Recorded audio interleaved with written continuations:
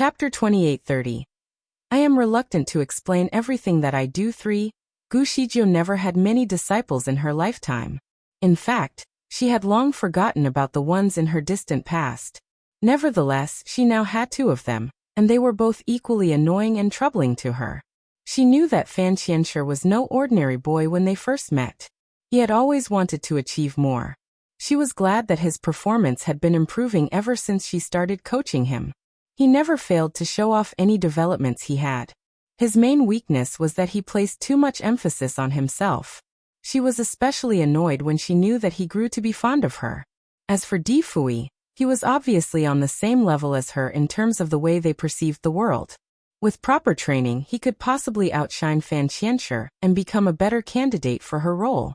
The main thing that she did not expect was his utter reluctance to become her disciple. Her plan had failed miserably, and she doubted if she would ever take in another disciple. It was unlike business, where people could easily agree on terms with highlighted benefits. Despaired, she sighed and decided to keep the matter aside. The vortex of spiritual energy should be her priority now anyway. Slowly, she walked towards the whirling winds. Di Hao was watching everything with his tracing skill. Rather surprised, he never thought that his parents shared such histories. His father was once his mother's disciple, though unwillingly. He could not help but wonder if they had ever spent time together as master and disciple. Utilizing the tracing skill was physically demanding. Luckily, the scenes were played back at great speed. He was actually reading his mother's memory that was buried in the deepest of her core, but at this rate, her entire life could be viewed in less than 2 hours. What he saw was Gu Zijia's previous life, so he could see everything that she had ever been involved in. Even when there were emotional fluctuations, he could somewhat resonate with her as well. He moved his hands slowly to relax his numb fingers before watching the next parts. What he saw might only be a glimpse, but the whole timeline of what actually happened could already be 20 years long. The next 20 years held only a faint glimmer of hope. Gu Zijia's health had become irrevocably worse, but she never showed her weaknesses to anyone. Every year, she would visit the glacier to meditate, so that her unparalleled beauty and youthful looks could still be maintained. Her kung fu was also maintained at the same level, with more or less 20% left. Many things had happened. Tu Shanying, the nine-tailed fox from the Monster Kingdom, had successfully ascended the throne and become the Monster King with the help of Tian Maoan, the respectable celestial officer. The entire kingdom then flourished with prosperity. People were happy with the development. Before her, the kingdom lacked a proper constitution, so everyone lived like robbers. Those who fought better would be the leaders, and they became involved in all kinds of atrocities. The noble and the powerful would be the ones who controlled the common people's destiny. They could take someone's life easily without any need for punishment, or take away the property of someone less powerful without any compensation. It was a difficult time for the masses. The common people were scared of the noble, so they could only release their grudge on someone weaker. Needless to say, the wicked cycle continued. The stronger ones became stronger, and the weaker ones could never grow. The masses lived in dire poverty. They never knew how much time they had left, so people spent their money right away and got drunk almost every day. No one was committed enough to work, so famine spread like wildfire. As soon as Tu Shanying was crowned, she immediately assigned Tian Maoan to establish a constitution of fundamental principles. Anyone who acted against the law would be equally punished, regardless of social status and political power. When Tu Shanying broke the law, she too was punished by 10 lashings. The execution was even carried out publicly. Chapter 2831. I am reluctant to explain everything that I do for. Tian Maoan personally carried out the lashings. As a result, Tu Shanying's back was badly mutilated. The entire scene was rather violent. Alarmed, the incident had become a warning for everyone. The punishment served as a deterrent to others. Since then, the constitution was strictly abided to by everyone. Watching their leader get publicly punished, they knew they would face the same consequences if they broke the law. When Tu Shanying was lashed, Gu Shizhou was present, along with Fan Qianshi and Wu Qianyan. All three of them were disguised to blend into the crowd. It had been 6 years after their unhappy separation in the glacier. It was also the first time that she saw him again since then. She noticed that Di Fui had a significant increase in his spiritual power. Even as an officer, he managed to win the hearts of many. As soon as the man's carriage showed up, people immediately fell onto their knees to pay him the highest respect. It was rather spectacular. Gu Shijio and her companions were sitting on the roof of a restaurant not too far away from the execution ground, unnoticed. She continued sipping her drink while casually enjoying the view from the top. Fan Qianshi and Wu Qianyan were simply spectators. "Young master, what do you think about this matter?" Wu Qianyan suddenly asked. Astonished, Fan Qianshi answered, "I will be the same someday. No, I will be better and stronger than him. I want all 6 worlds to surrender themselves to me. I will bring them to their knees and make sure they do everything as I ask." He sounded like Emperor Qin, who had the wild ambitions to unify the broken kingdoms into one empire. Wu Qianyan was obviously stunned by his response. Concerned, she gave Gu Shijio a quick glance and caught her looking at them. Fan Qianshi immediately noticed that something inappropriate had slipped from his mouth. He knew that what he said would probably anger his master. Smilingly, he quickly corrected himself. "I was only joking. You see, I am the disciple of the creator of the universe, so I am obliged to serve the people and eradicate their karmic obstructions. Wealth means nothing to me. However, in order to properly carry out the strict enforcement of the law, one must be superior and respected by many, just like our master. She is admired and respected by the people of all 6 worlds, so any of her commands will be properly executed. Power is important, as long as one intends to put it to good use." He made good points to cover up his previous slip of the tongue. Wu Qianyan seemed quite lost but nodded at him anyway. "Young master is wise indeed." Fan Qianshi smiled victoriously. He then took a glance at Gu Shijio and saw her swirling her cup of wine. She seemed to behave rather casually, so he was not sure if she had heard what he just said. Determined to find out, he decided to ask, "Master, was I right?" Gu Shijio looked at him and asked, "Are you jealous of his wealth or his power?" Fan Qianshi hesitantly replied, "His power for sure. Without power, he cannot enforce the laws of the kingdom." Gu Shijio was quite disappointed. She could already see his wild ambitions in spite of his humble gesture. Although power and enforcement seemed inseparable, the result could be entirely different if one put too much emphasis on the pursuit of power. Troubled, she knew that she needed to teach him better. She then turned to look at the execution ground, and saw that Tian Maoan was already carrying out the punishment. The ruler of the monster kingdom looked very pale and injured. The wounds on her back were bloody and gore. There was not a sound from the public.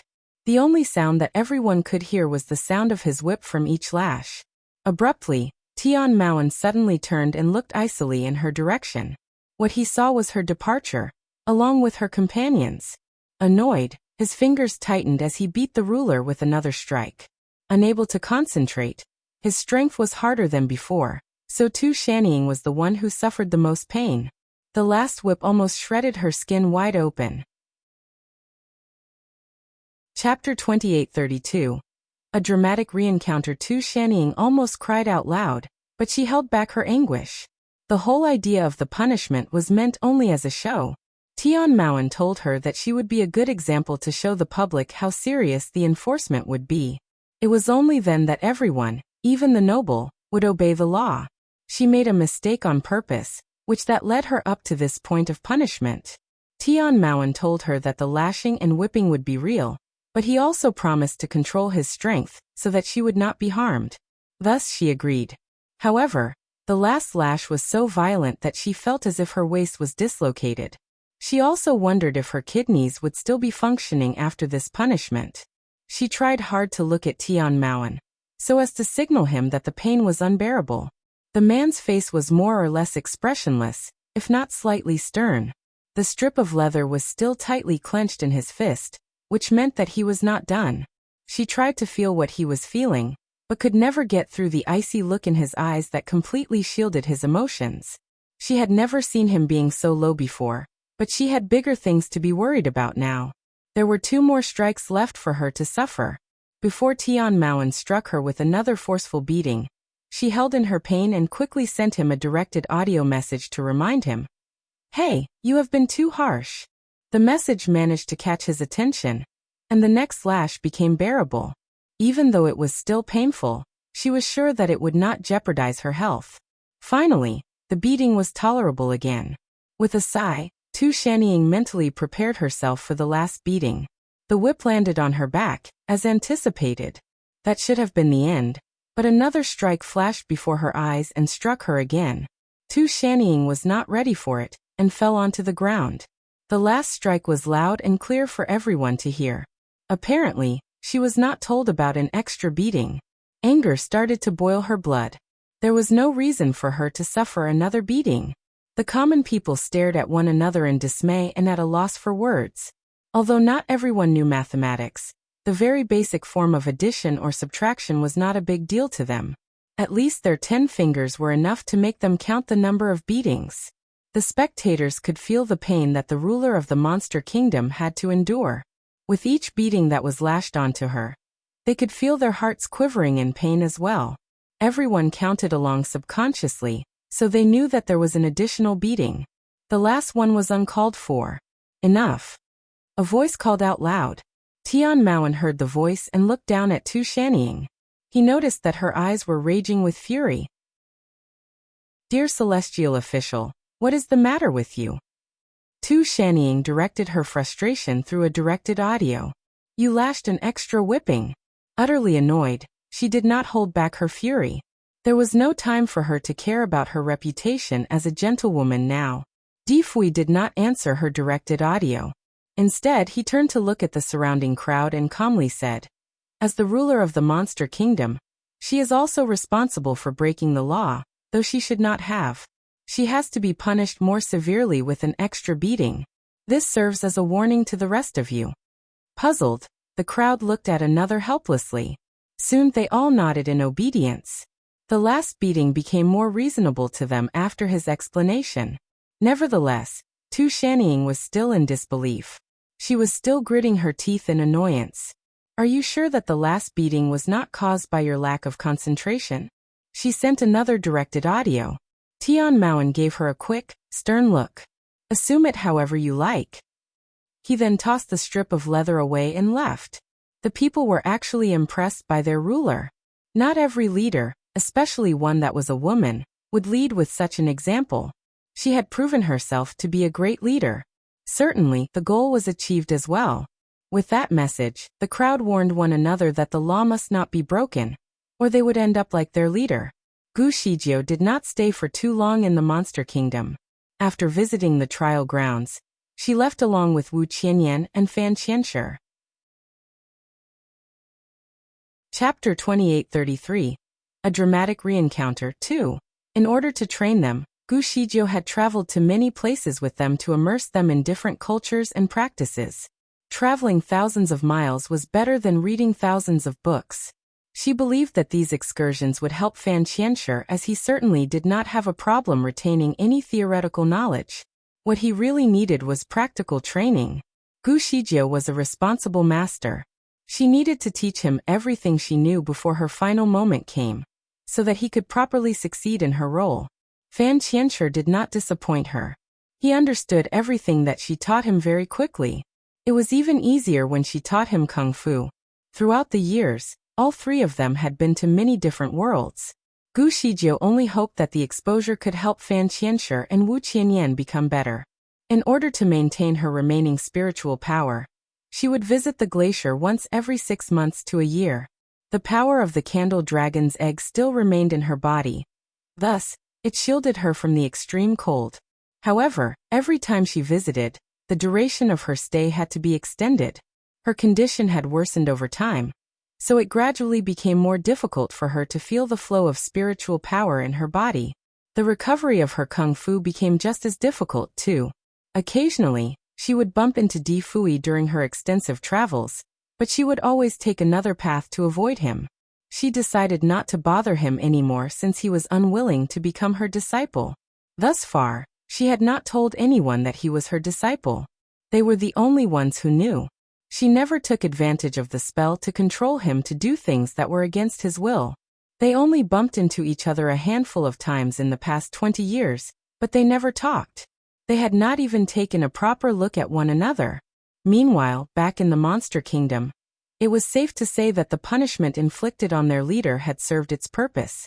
Every citizen adhered to the laws that were in place, thus pushing the kingdom into a stable phase of development. The Monster Kingdom led by example, so all the other kingdoms adopted their method and applied it to their own societies. Needless to say, most leaders were also well aware about Tian Maoen's presence and his help in progressing the kingdom. Therefore, all of them became desperate to have the celestial officer come over to help. Sooner or later, Tian Maoen's name as the celestial officer became widespread in all 6 worlds. After punishing the Monster King, Tian Maoen had left the Monster Kingdom for good. When he made his appearance again after some time, he already became the great sorcerer of the Celestial Kingdom. With the support of the Emperor Immortal, he then began a series of reformations in the Celestial Kingdom as well. The Emperor Immortal was a capable man with a soft heart. The people around him always swayed his decisions. Sometimes he did not even have the heart to punish his officials. Even when a great crime was committed, he would easily change his mind about the punishment when someone started crying and begging for mercy. Eventually, most death penalties would simply be replaced with simple punishments. Thus, the Constitution became negligible. Many officials still violated the law, even with full knowledge of it. Both civil and military officers had their little circles of accomplices, each with their own plans to overthrow the government. The respect that they had for the Emperor Immortal was only superficial, as they never truly looked up to him. In order to protect their own interests, the civil and military officers would form gangs to fight against one another, sending the government into a hot mess of chaos with no unity whatsoever. The common people were just as chaotic, like their own government. The Emperor Immortal knew that the chaos was partly his fault. As soon as he heard about Tian Maoen, he personally went to the lower bound to invite him over to the Celestial Kingdom. Surprisingly, the man agreed to follow him. During his first year, Tian Maoen barely did anything. He casually strolled around the Celestial Kingdom almost every day, as if enjoying his retirement. He managed to steer clear from getting any enemies, mostly due to his good looks. Being knowledgeable was also an advantage, so he soon became friends with many celestial beings. Chapter 2834, A Dramatic Reencounter 3. Indeed, many took his friendliness with caution. As time went by, they started to look down on him, thinking that his success in the Monster Kingdom was solely due to the Monster King's unfair bias for him. Tian Maoen never cared about these rumors, and continued leading a casual life until it was time for him to start reforming the Constitution. Once started, he executed his plans boldly and resolutely. Every action was specifically tailored to fix the Celestial Kingdom's worst problems. Many benefits had been stripped away from the underqualified. Those who had broken the laws were brought forward to face the rightful and just consequences, either by jail sentences or death penalties. No exceptions were given. His strict enforcement had caused massive disputes, with many officials against the enforcement. They complained to the Emperor Immortal about him. However, the Emperor Immortal was very determined. He entrusted Tian Maoen with the power to do what he needed to do. A heavenly sword was also entrusted to him, along with the absolute power to execute any royalty or officials who crossed the line. If anyone ever rebelled against his ruling, he had the power to kill the rebels without having to consult the Emperor Immortal. Some of the dirty officials of the Celestial Kingdom were utterly shocked by his extensive knowledge of what they had secretly done behind closed doors. In stark contrast, the righteous ones who had previously suffered from unfair treatment became Tian Maoen's strongest executors. The Reformation reshaped the entire kingdom, just like the reforms of Shangyang during the Qin dynasty. With every little effort, the Celestial Kingdom slowly became a better place. The Emperor Immortal was satisfied by the positive change, so he depended on Tian Maoen even more. His confidence in the man's abilities grew each passing day. And soon, the Emperor Immortal declared Tian Maoen as the national master, which excused him from kneeling or paying respect to anyone. In fact, the Emperor Immortal would be the one to welcome Tian Maoen personally. In a few years, the entire government was drastically changed. Those who were capable would be appointed with great tasks while those who were incapable would be sent away. As proven, Tian Maoan had excellent skills in talent management. He could always place people in their most suitable positions where they could fully unleash their potential. Even though he only spent 8 years in the Celestial Kingdom, the place became completely unrecognizable. The main downside was that his strict enforcements had undoubtedly offended many. A good number of people wanted him dead. These people even tried to send assassins to end the man's life, but to their disappointment, the National Master was not only an excellent politician, but was also equipped with great kung fu. Furthermore, the man had some of the best fighters around him, so most of the planned assassinations would end with no assassins returning. Those that survived eventually became some of his greatest fighters. When Gu Shijie was in the Celestial Kingdom, she became well aware of his achievements. He went from being highly unpopular to a man of great contributions. People were happy to talk about him. They even had his stories written into a script in folk literature, thus making him a great legend adored by many. She bumped into him once on the streets. She was in the middle of a verbal feud with another customer while shopping for jewelry. All the jewelry made in the Celestial Kingdom was known to be equipped with tremendous spiritual energy. Wearing jewelry alone would be great for her health. Gu Shijie saw a jade bracelet that she liked. It was emerald green, and made with light translucent material. Her unpleasant incident with the bracelet that was currently attached to her wrist made it difficult for her to have a liking for other bracelets. Although she really wanted to conceal the bracelet that she already had on her wrist just to get it out of the public's eyes. The emerald bracelet was the only one that she fancied, so she was eager to buy it. It cost a fortune, but Gu Shijie could easily afford it. Chapter 2835. A Dramatic Reencounter 4. Gu Shijie was wealthy enough to afford anything that she wanted. She wanted to buy the bracelet for herself, but Fan Qianshi insisted that he should be the one who bought it as a gift for her. In order to let him have real-life experience in money-making, she finally agreed to his request. She reluctantly asked the owner to reserve the bracelet for her, and promised to come back in 2 months to make her purchase. There were 2 conditions for Fan Qianshi in his money-making strategy. First of all, he was not allowed to steal the money. Secondly, he had to make the money himself based on the skills that he could offer. For 2 months, Fan Qianshi worked his heart out in the Celestial Kingdom to collect the amount of money needed for the bracelet. Therefore, he could not hide the look of his excitement on his face when he could finally afford it. Quickly, he took Gu Shijie back to the shop to pay for the bracelet as soon as he had accumulated the money. However, they arrived at the shop, only to realize that the bracelet had been brought out on display again, and that there was a lady who seemed to be interested in the bracelet. The lady looked so delighted with it that she could hardly put it down. Just a moment later, he was ready to pay. There was only one bracelet, but 2 buyers. Both agreed to the price and were desperate to get it. The owner thought about it and suggested that they bid for it. Thence, the bracelet would belong to the side that offered the highest price. Fan Qianshi did not have more money than what he initially needed. Therefore, the bracelet would become unaffordable to him, with only a slight increase in price. He would definitely lose the bid. His face turned red as he was obviously frustrated and annoyed at the shop owner. The lady noticed his expression, and arrogantly said, "Can't you even make a bid? If you are poor, perhaps you should not even be competing for this bracelet. It belongs to me." The remark filled Fan Qianshi with indignation. In fact, Gu Shijie was offended by the remark as well. The latter's rude behavior towards her disciple provoked her, so she decided to compete for the bracelet herself. Smilingly, she placed a stack of cash on the table in a bold manner and said, "Let's bid." The stack of cash was worth 100 times more than the original price of the bracelet, so the owner stood frozen and gasped in disbelief. He then turned to look at the lady, curious as to what she might do. The lady was equally astonished. She did not have this amount of cash with her at the moment, so there was no way she could continue bidding. Her mouth was left ajar in shock. Proud and elated, Fan Qianshi scornfully responded, "Can't you even continue the bidding?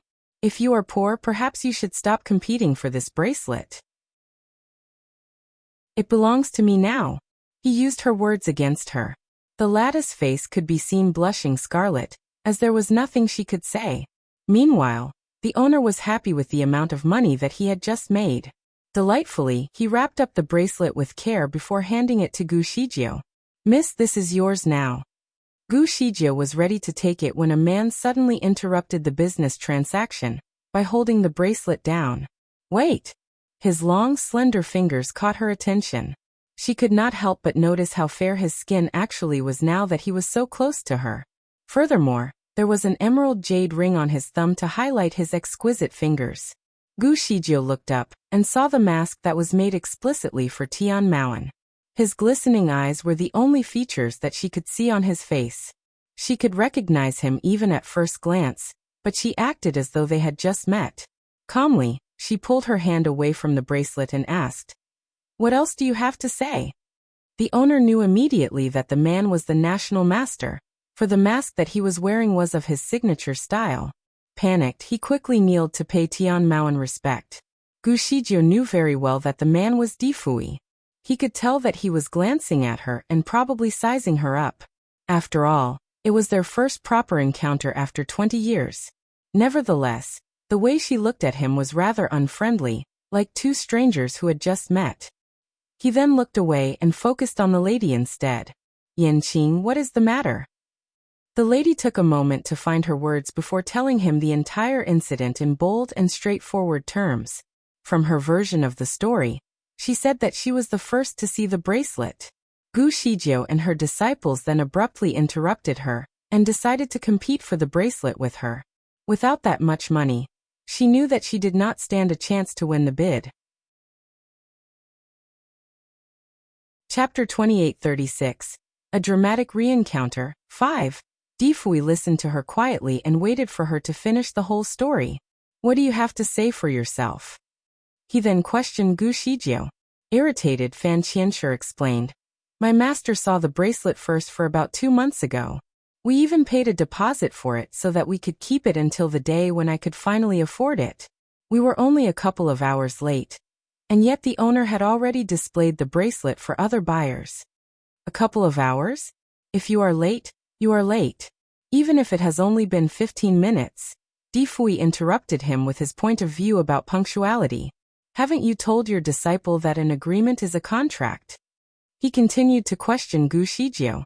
The way he made his point sounded like he was giving Gu Shijio a lesson, which she did not appreciate. "When we arrived, the payment was not yet made, so the owner suggested that we bid for it." "Bid? How much did you bid for it?" Difui asked in a tone of mockery. He did not even wait for Gu Shijio to answer before offering a full chain of precious white pearls from his pocket. He placed the pearls on the table, blinding everyone there with the pearls' eye-catching brilliance. Each pearl alone was worth 10 times more than the bracelet. There were 108 of such pearls, and the total value of it all was impossible to be measured precisely. "I will use this chain of pearls to bid for it," Difui proudly announced. The owner could not be happier for his sheer luck of fortune. He then turned to Gu Shijio, patiently waiting for an answer. Gu Shijio took a look at the chain of pearls, and then to the bracelet, and became convinced that Difui must have lost his mind. She wanted to buy the bracelet at first because she could easily afford it, but Fan Qianshi insisted on earning her one. He had been working nonstop for 2 months in order to meet the amount of money required, so she could not let his hard work go to waste. Then she agreed to enter a bidding war. The amount that Difui had offered was almost 1,000 times more than the original price.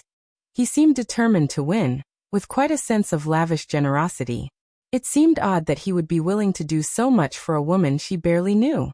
Gu Shijio observed the lady next to him and acknowledged that she had a beautiful face. Her stature was certainly graceful, and the look in her phoenix eyes was undeniably inviting. Perhaps the woman was the reason that he had gone mad. Nevertheless, Gu Shijio was reminded of a sense of guilt that she had been carrying since their last encounter. If he was buying the bracelet for a woman he cared about, she did not want to complete for it with him. Therefore, she swiftly kept her stack of cash away. "I no longer want to bid for this bracelet. It is yours now." Fan Qianshi was reluctant to give up. "But master, you like the bracelet so much." Gu Shijio had to stop him there. We do not have to comment further on this bracelet. It is only an accessory. I can move on without it. She suddenly added, by the way, I actually saw a scarlet bracelet in another jewelry shop. I like that one better, but I did not get it because we already had a reservation here. Delighted, Fan Qianshi responded, great. What are we waiting for? Let's get it. With a new bracelet in mind, they left the shop at once. The owner, on the other hand, was completely immersed in the joy of his sudden gain. The amount that he had just made valued more than all of his assets combined. He kept the pearls before selling the bracelet away to Difui. National Master, this is yours now. Difui stood quietly without any expression. Even the owner could tell that Difui was not happy, despite having won the bid. Thank you, National Master, for helping me out, the lady happily said. She then reached out her hand at him, full of anticipation. Would you kindly put it on me? She then pointed at the ring on his thumb and said, I like this bracelet because the color matches with the ring that you are wearing. With the bracelet still on his palm, Difui answered scornfully, when did I say that I was going to give this to you? Chapter 2837, A Dramatic Reencounter, 6. Yanqing was at a total loss for words. Oh, who did you buy it for? The bracelet was clearly too feminine for him to wear. In an instant, Difui gave the bracelet a flick and shattered it into many tiny pieces. I bought this because I like to hear the sound of it getting shattered. He then turned and swiftly left. His action had left Yanqing and the owner speechless. Gu Shijio ended up choosing a pink translucent bracelet with a smooth texture. Its faint shades of scarlet complemented her fair skin rather well. The bracelet was a gift from Fan Qianshi, who had spent his entire savings of spiritual pearls on it. He was happy to see the bracelet on Gu Zijia's wrist, and was finally able to put the previous bitter encounters behind him. Just like any other girl, Wu Qianyan would not object to the idea of jewelry as well. She was there with Gu Shijio and Fan Qianshi all day long. When she saw the pink bracelet dangling on Gu Zijia's wrist, she too wished she had won, but she never showed any interest. She looked around the jewelry shop and found a small jade hairpin that she actually liked, but the ridiculously high price scared her off. Quietly, she touched her empty purse and immediately realized that she would never be able to afford the bracelet in her lifetime. Nevertheless, before Gu Shijio made the payment, she asked the owner to pack for the jade hairpin as well. At first, Wu Qianyan thought that Gu Shijio liked the hairpin as well, and had bought it for herself. Without batting an eyelid, she decided to remain silent, though she was quite disappointed on the inside.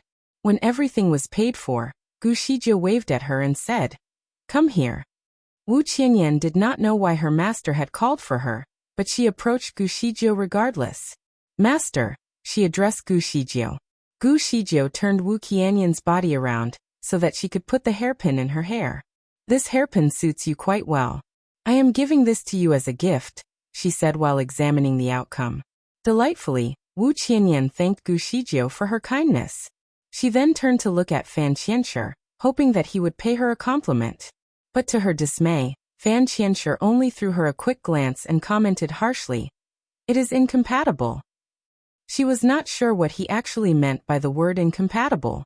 Nonetheless, she trusted her intuitions, which told her that he was implying that the bracelet was too elegant for her to carry. After all, they had spent enough time together for her to understand his thoughts. There was a glimpse of disappointment in Wu Qianyan's eyes, but she soon got over it. Gu Shijio took a look at Fan Qianshi and shook her head. The boy had always been quite harsh on Wu Qianyan. He especially enjoyed it every time he knocked her down, to the point where he was basically tearing her up. The silly girl, however, still liked to stick around with him. What a pair of troubled friends, Gu Shijio thought. She actually wanted to match them up, but had a feeling that it would not end well. Marriage could not be built without a common ground, so instead of injecting them with false hopes, she would like them to take their steps slowly and develop feelings for one another over time. For the past 20 years, Fan Qianqi's behavior had been acceptable enough. What he had for Gu Shijio was nothing short of respect. Furthermore, he did not cross any lines. Gu Shijio used to hold a strong guard against him, But slowly, she became more comfortable around him when she realized that he was no longer trying to woo her. Relieved, she was happy that the boy finally cleared his head. When she finally felt that it was time to move forward, she decided that it was time to take them both on a trip around all 6 worlds. When Fan Qianshi was 18, Gu Shizhou once sent him out for missions alone. He was assigned with challenges of varying difficulties, but he could always accomplish them with flying colors, which made Gu Shizhou proud. Birthdays are meant to be celebrated, regardless of race. And when a person was highly respected in the society, their birthday celebration would naturally become an important date to be remembered. Gu Shizhou had walked the earth since the beginning of time, long enough for her to forget many things through the course of time.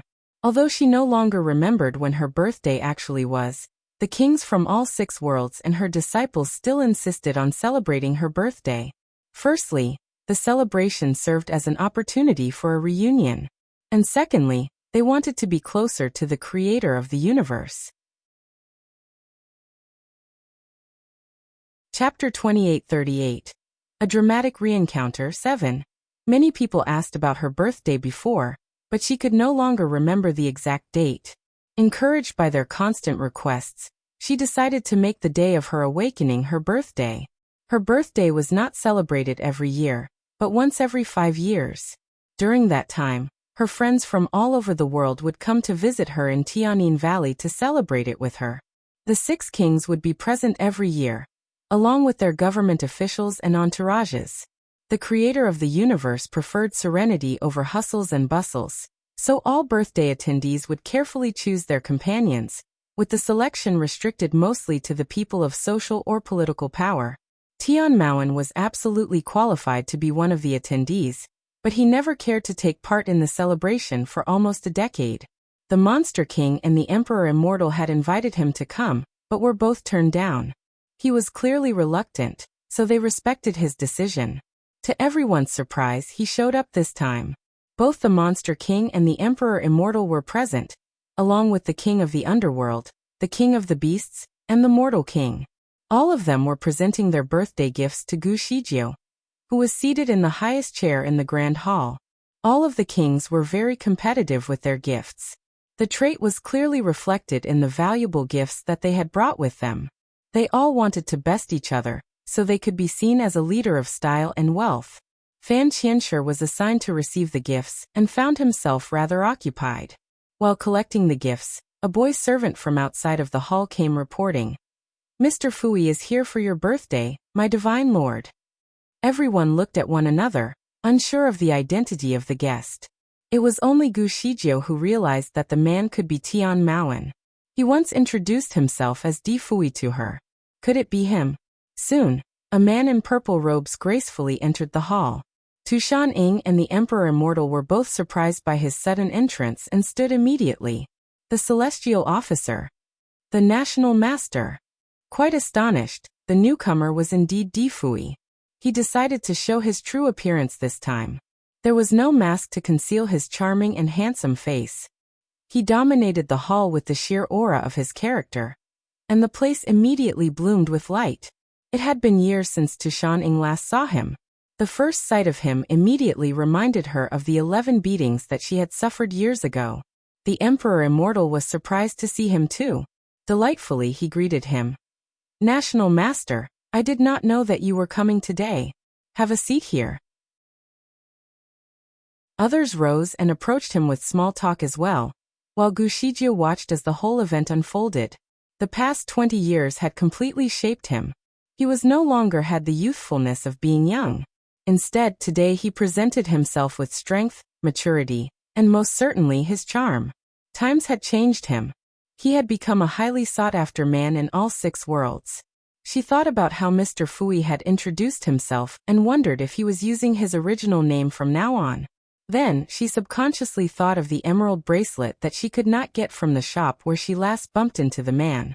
Honestly, she liked the hues of green very much, and was a little sad that the same tone of color could no longer be found anywhere else.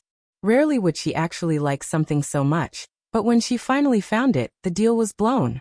As for Fan Qianshi, he was obviously repelled by the newcomer. He should be serving the guests, so it was supposed to be his job to host the man, but he could not bring himself to approach him. When his eyes finally caught Di Fuyas, Fan Qianshi immediately raised his chin to show the man some authority. Back when they were arguing for the bracelet, Fan Qianshi was disguised as a common man, so there was nothing he could do even when he was bullied.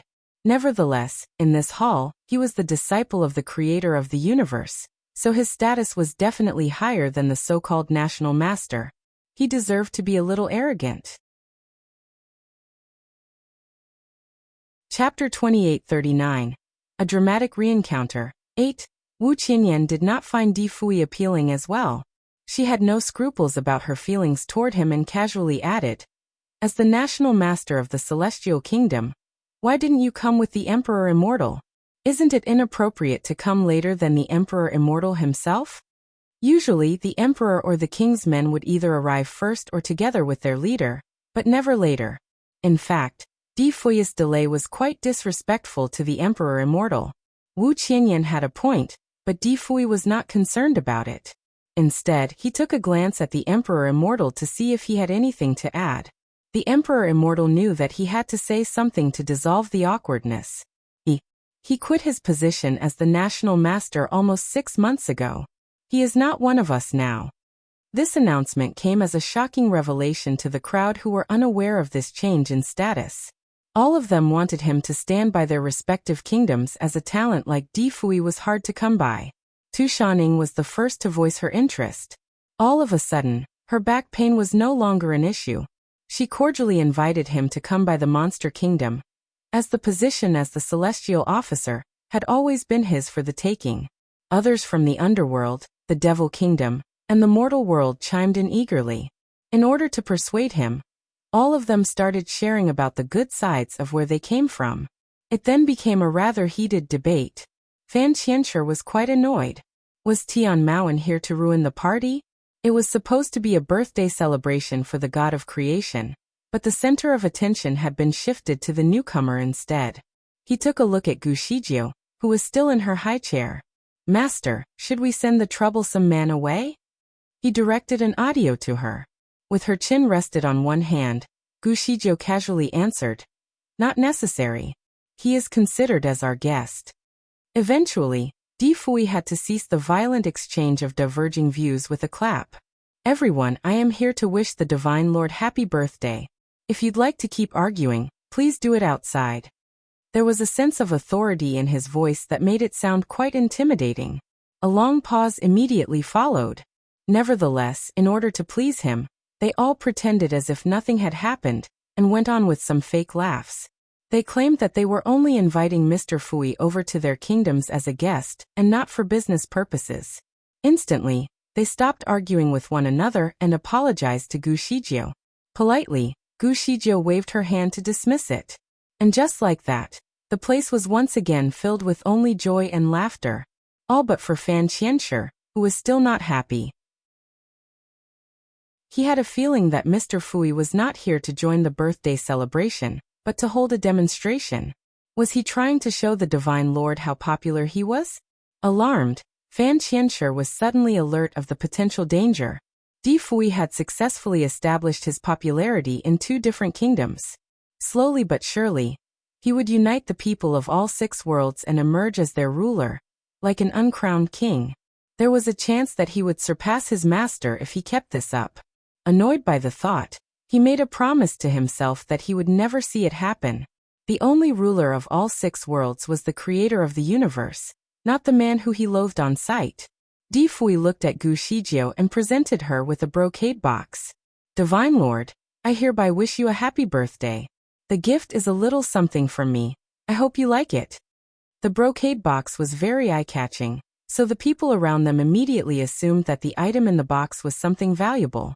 On the other hand, Gu Shijie felt troubled at the sight of him. She could tell that Mr. Fui did not show up out of the blue for nothing. He must be working on something, though she had yet to figure it out. He was still waiting for her to accept the gift, so she asked Fan Qianshi to take it. Reluctantly, Fan Qianshi stepped forward. Di Fui, however, backed up instead. "Divine Lord, this gift is of immeasurable value, so I do not wish to see it getting in someone else's hands." Please accept the gift personally. Fan Qianshi was clearly angered. Tian Maoan, you are out of line. The Divine Lord did not even accept the Emperor Immortal's gift personally. Chapter 2840. A dramatic birthday celebration. Di Fui calmly explained. I am not the Emperor Immortal, I am Di Fui. I am no longer Tian Maoan. Perhaps I should put it this way.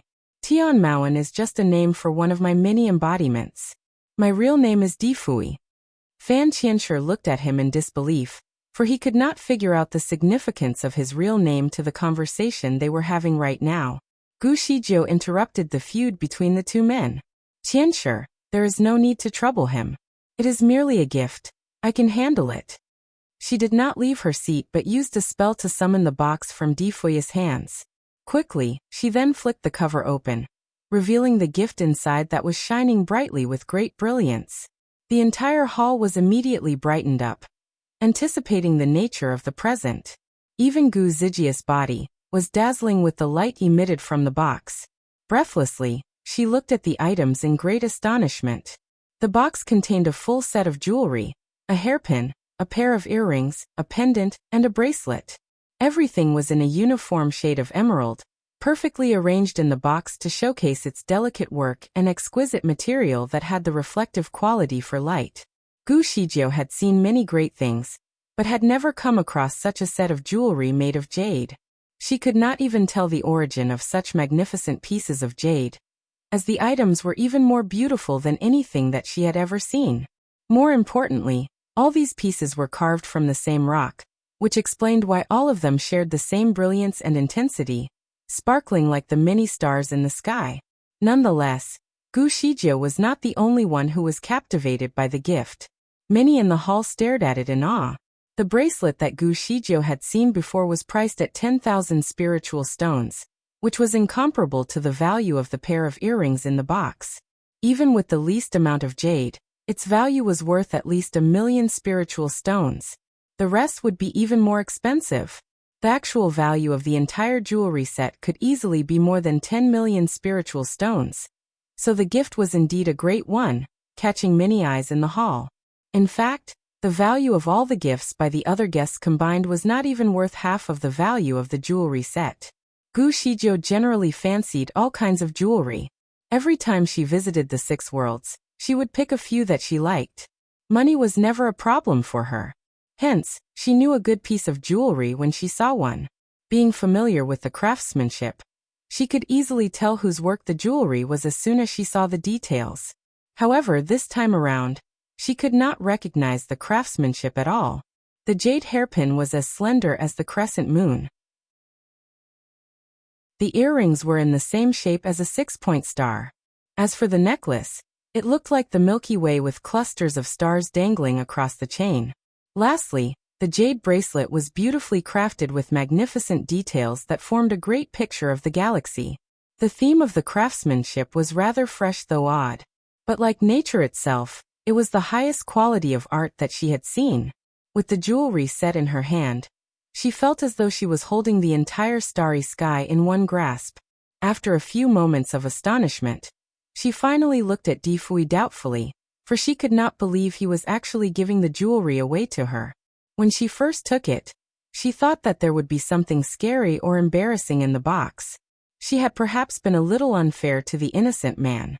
She took a deep breath before asking, "May I know the craftsman behind these exquisite pieces of jewelry?" Di Fui gave her a quick smile. Full of pride, he said, "Could there be any craftsman who is even better than me? Did you make these?" Gu Shijiu was stunned. "Surely I did." Gu Shijiu and all of her guests certainly did not see that answer coming. Chapter 2841. A dramatic birthday celebration. 2. No one knew that the National Master cum Celestial official was not only great in his political career, but also an outstanding craftsman. The supreme quality of the intricate details of the jewelry set was a marvel to behold. Many eyes were focused on Di Fui, mostly in surprise and adoration. Some still refused to believe him. The hall was so quiet that everyone could hear Tu Shaning sighing. "I did not know that you intended to use my family heirloom for crafting purposes." I thought you were going to use it to mend the sky. Her voice was soft, almost like a whisper. However, it was still loud enough for the entire hall of quiet people to hear. What do you mean? Gu Shijiu asked. Tu Shanning first looked at Di Fui, but he remained expressionless. He did seem to want to stop her from explaining herself. Divine Lord, I used to have a great piece of jade in my family, known for its ability to mend the sky a long, long time ago. The jade is enriched in the essence and spiritual energy of heaven and earth, thus unifying the greatness of all 5 elements in one, making the jade a source of spiritual energy. Even if a place is highly depleted in spiritual energy, its presence alone can enhance the energy in the area. Everyone was stunned, for they did not know that the jade was actually a gold mine of spiritual energy. To them, the source of spiritual energy was the force that sustained their survival. Many people had looked everywhere in search of a steady source of spiritual energy, which also became the cause of many wars between different kingdoms. With the jewelry, there was no need for her to look for another source of spiritual energy. Those who were sensitive to the presence of spiritual energy could already feel the power lingering in the air. There seems to be a great increase of spiritual energy in the hall. Even in a changed form, the set of jade jewelry still had the same power to fill the air with immense energy. Many people began looking at the jewelry in utter admiration. If the jewelry were not in the hands of Gu Shijiu, some of them would already be fighting with one another to own it. Still surprised, Gu Shijiu gazed at Di Fui in astonishment. Did you make these especially for me? With a smile, Di Fui carefully avoided the question. Do you like it? He asked instead. I do. That is all that matters. Promise me one thing. The set of jewelry will be yours to keep, he suddenly said via directed audio.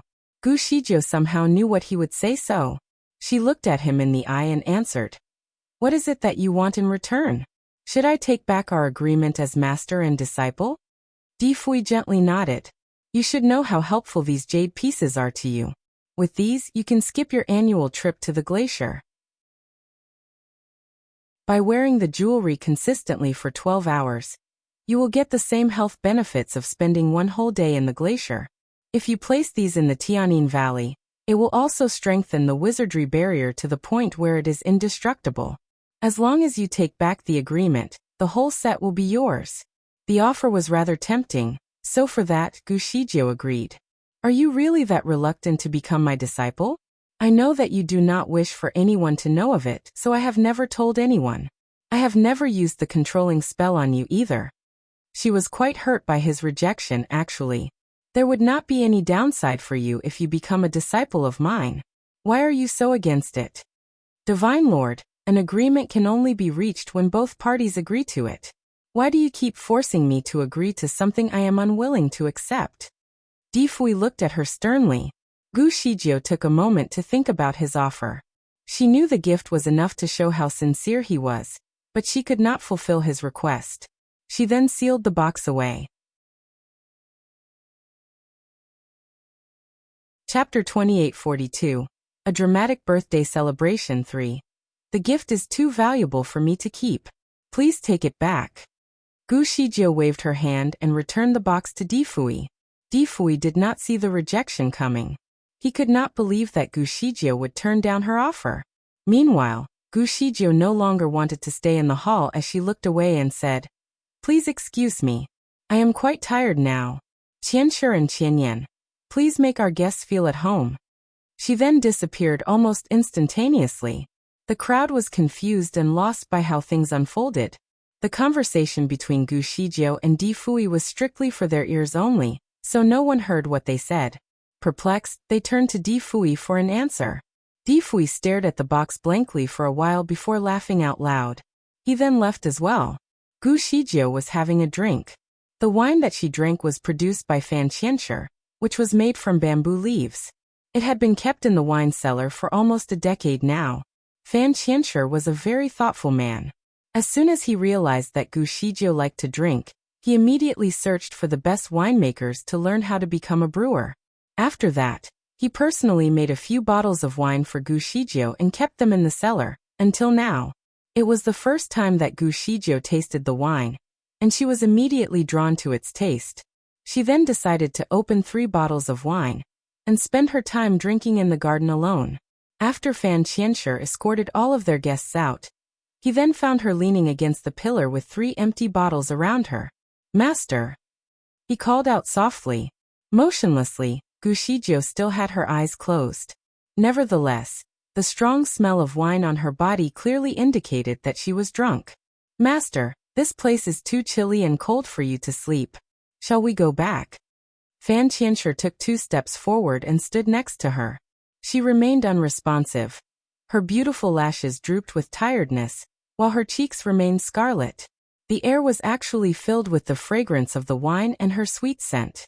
Fan Qianshi gazed at her intensely before lowering his body to hold her. "Master, I shall send you back to your room." His fingers made contact with her arms. Even if it was only a minor physical contact, he could not stop his heart from racing in excitement. Even though Gu Shizhou no longer had her guard up against him, there was hardly any physical contact between them. Even during practice, she would usually demonstrate the moves for him to see rather than guiding his movements with her hands. There would only be physical contact when she punched at him violently. He would end up with bruises on his face with the slightest distraction. Therefore, he was not exactly excited about the violent part of their physical contact. For so long, he never had second thoughts about her. But all of his defenses were shattered, now that she was drunk. Slowly he lifted her. She was surprisingly obedient when she was not fully conscious. She merely peered at him while leaning against his shoulder. The place was about 200 meters away from her room. Fan Qianshi could have easily used a spell to cover the entire distance in less than 30 seconds, but he chose to walk her through the garden. He secretly wished for the journey to be longer. Everything came to an end, eventually, when they arrived in her room. He then put her down on her bed. He even moved her legs onto the bed as well and lifted the covers. He was ready to leave when Gu Shizhou started talking in her sleep. Why do you refuse to be my disciple?" Gu Shizhou whispered in despair. Chapter 2843. The banishment. Fan Qianshi was moved. "Master, I am your disciple. I have always wanted for you to become my master ever since we first met." He quickly reflected on their past encounters and softly said, "I was young and naive. I knew I could trust you, but I was too arrogant to admit it. I wanted to be asked. I liked it when people begged for me to accept their offer, but you were different. Before I found out about your identity, I secretly hoped that you would ask me again to become your disciple, like everyone else." He talked about the past and sighed in relief. "Am I not good enough? Do you know that there are many who wish to become my disciple? I have never agreed to any of them." Amused, he thought that his reluctance had left a mark in her heart, for he knew that Gu Shizhou was telling the truth. From time to time, the rulers of all 6 worlds would send her some children who were deemed to be talented. They wanted her to select them as candidates to become her disciple. Due to her strict selections, most of them were sent back. Some begged to stay, even as her servants. Due to the lack of manpower in the Tianin Valley, eventually, a dozen children stayed behind. Occasionally, she would teach them some moves that would benefit them in many ways. Fan Qianshi looked at Gu Shizhou with proudness and gratitude in his eyes. He thought that he was her only disciple, and he would very much like it to stay that way. But suddenly Gu Shizhou murmured, "Difui." Fan Qianshi was greatly surprised. "Difui Tian Maoan or Jiai? Which is your real name?" Fan Qianshi had no words. "Is it really embarrassing for you to become my disciple? You see, I have never told anyone that you are my disciple in the past 20 years. So why must you insist that we break off this agreement?" Gu Shizhou was still trapped in the depths of her dream. The news definitely came as a shocking realization to Fan Qianshi. "Master, what are you saying? Was Difui once your disciple as well?" he asked in a trembling voice while eagerly waiting for an answer. He had to use a spell on her that would make her tell the truth, even in her dreams. Normally, he would never find the courage to do so. After all, Gu Zijia's kung fu was many times stronger than his, so there was no way he could charm her with the spell. Furthermore, he would not risk getting beaten up. But right now, desperate times called for desperate measures. He refused it. Gushijou murmured. Fan Qianshi started clenching his fist in irritation. Why does he refuse to acknowledge you? If he is really reluctant, how did the agreement even happen? The color from his face started fading. It all started with a joke and a bet. Fan Qianshi had to take a deep breath before continuing. Master, you can easily have anyone become your disciple, so why must you force the man? If he is really against it, you can just banish him. I cannot do so. The agreement was assigned to me by the heavens, so I cannot banish him, or we will both be punished by a catastrophe. Fan Qianshi was speechless. He did not understand anything that she just said. Master, do you really need the heavens' approval before accepting a disciple? Have I got the same approval? No, you have not, she answered honestly while shaking her head. Fan Qianshi was devastated. I am your only disciple, and yet I have not been approved by the heavens. He refused to believe it. Chapter 28:44. The Banishment 2. Not all disciples receive the same approval from the heavens. I actually do not quite understand why he was the only one who did. Fan Qianshi had nothing to say. He stood there, feeling as dumb as a piece of wood. It took him a while to break out of the bewilderment he was trapped in. Finally, gentle winds went through the window, tickling his face with the chillness of the night and rescuing him from his preoccupation. He shifted his body toward her while looking at the woman on the bed.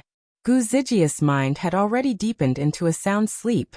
She looked very innocent, with her cheeks were still blushing in tints of cherry pink. Her long dark eyelashes lightly traced her eyes into two curved lines. Tantalized by her beauty, he whispered, "Master." In that brief second, desire had clouded his mind. He looked at Gushijou intensely, while he bent down towards her. With every second, his body moved closer to Gu Zijia's. His lips were almost touching her deliciously supple lips that he had been longing for all this while. But abruptly her eyes were wide open. Their eyes met, but the look in her eyes was dead cold. The color immediately faded from Fan Qianshi's face. Gushijou up from the bed and was obviously furious. She almost pushed Fan Qianshi up against the wall behind him. Fan Qianshi, how dare you use the illusionary spell on me? Have you forgotten that I am your master?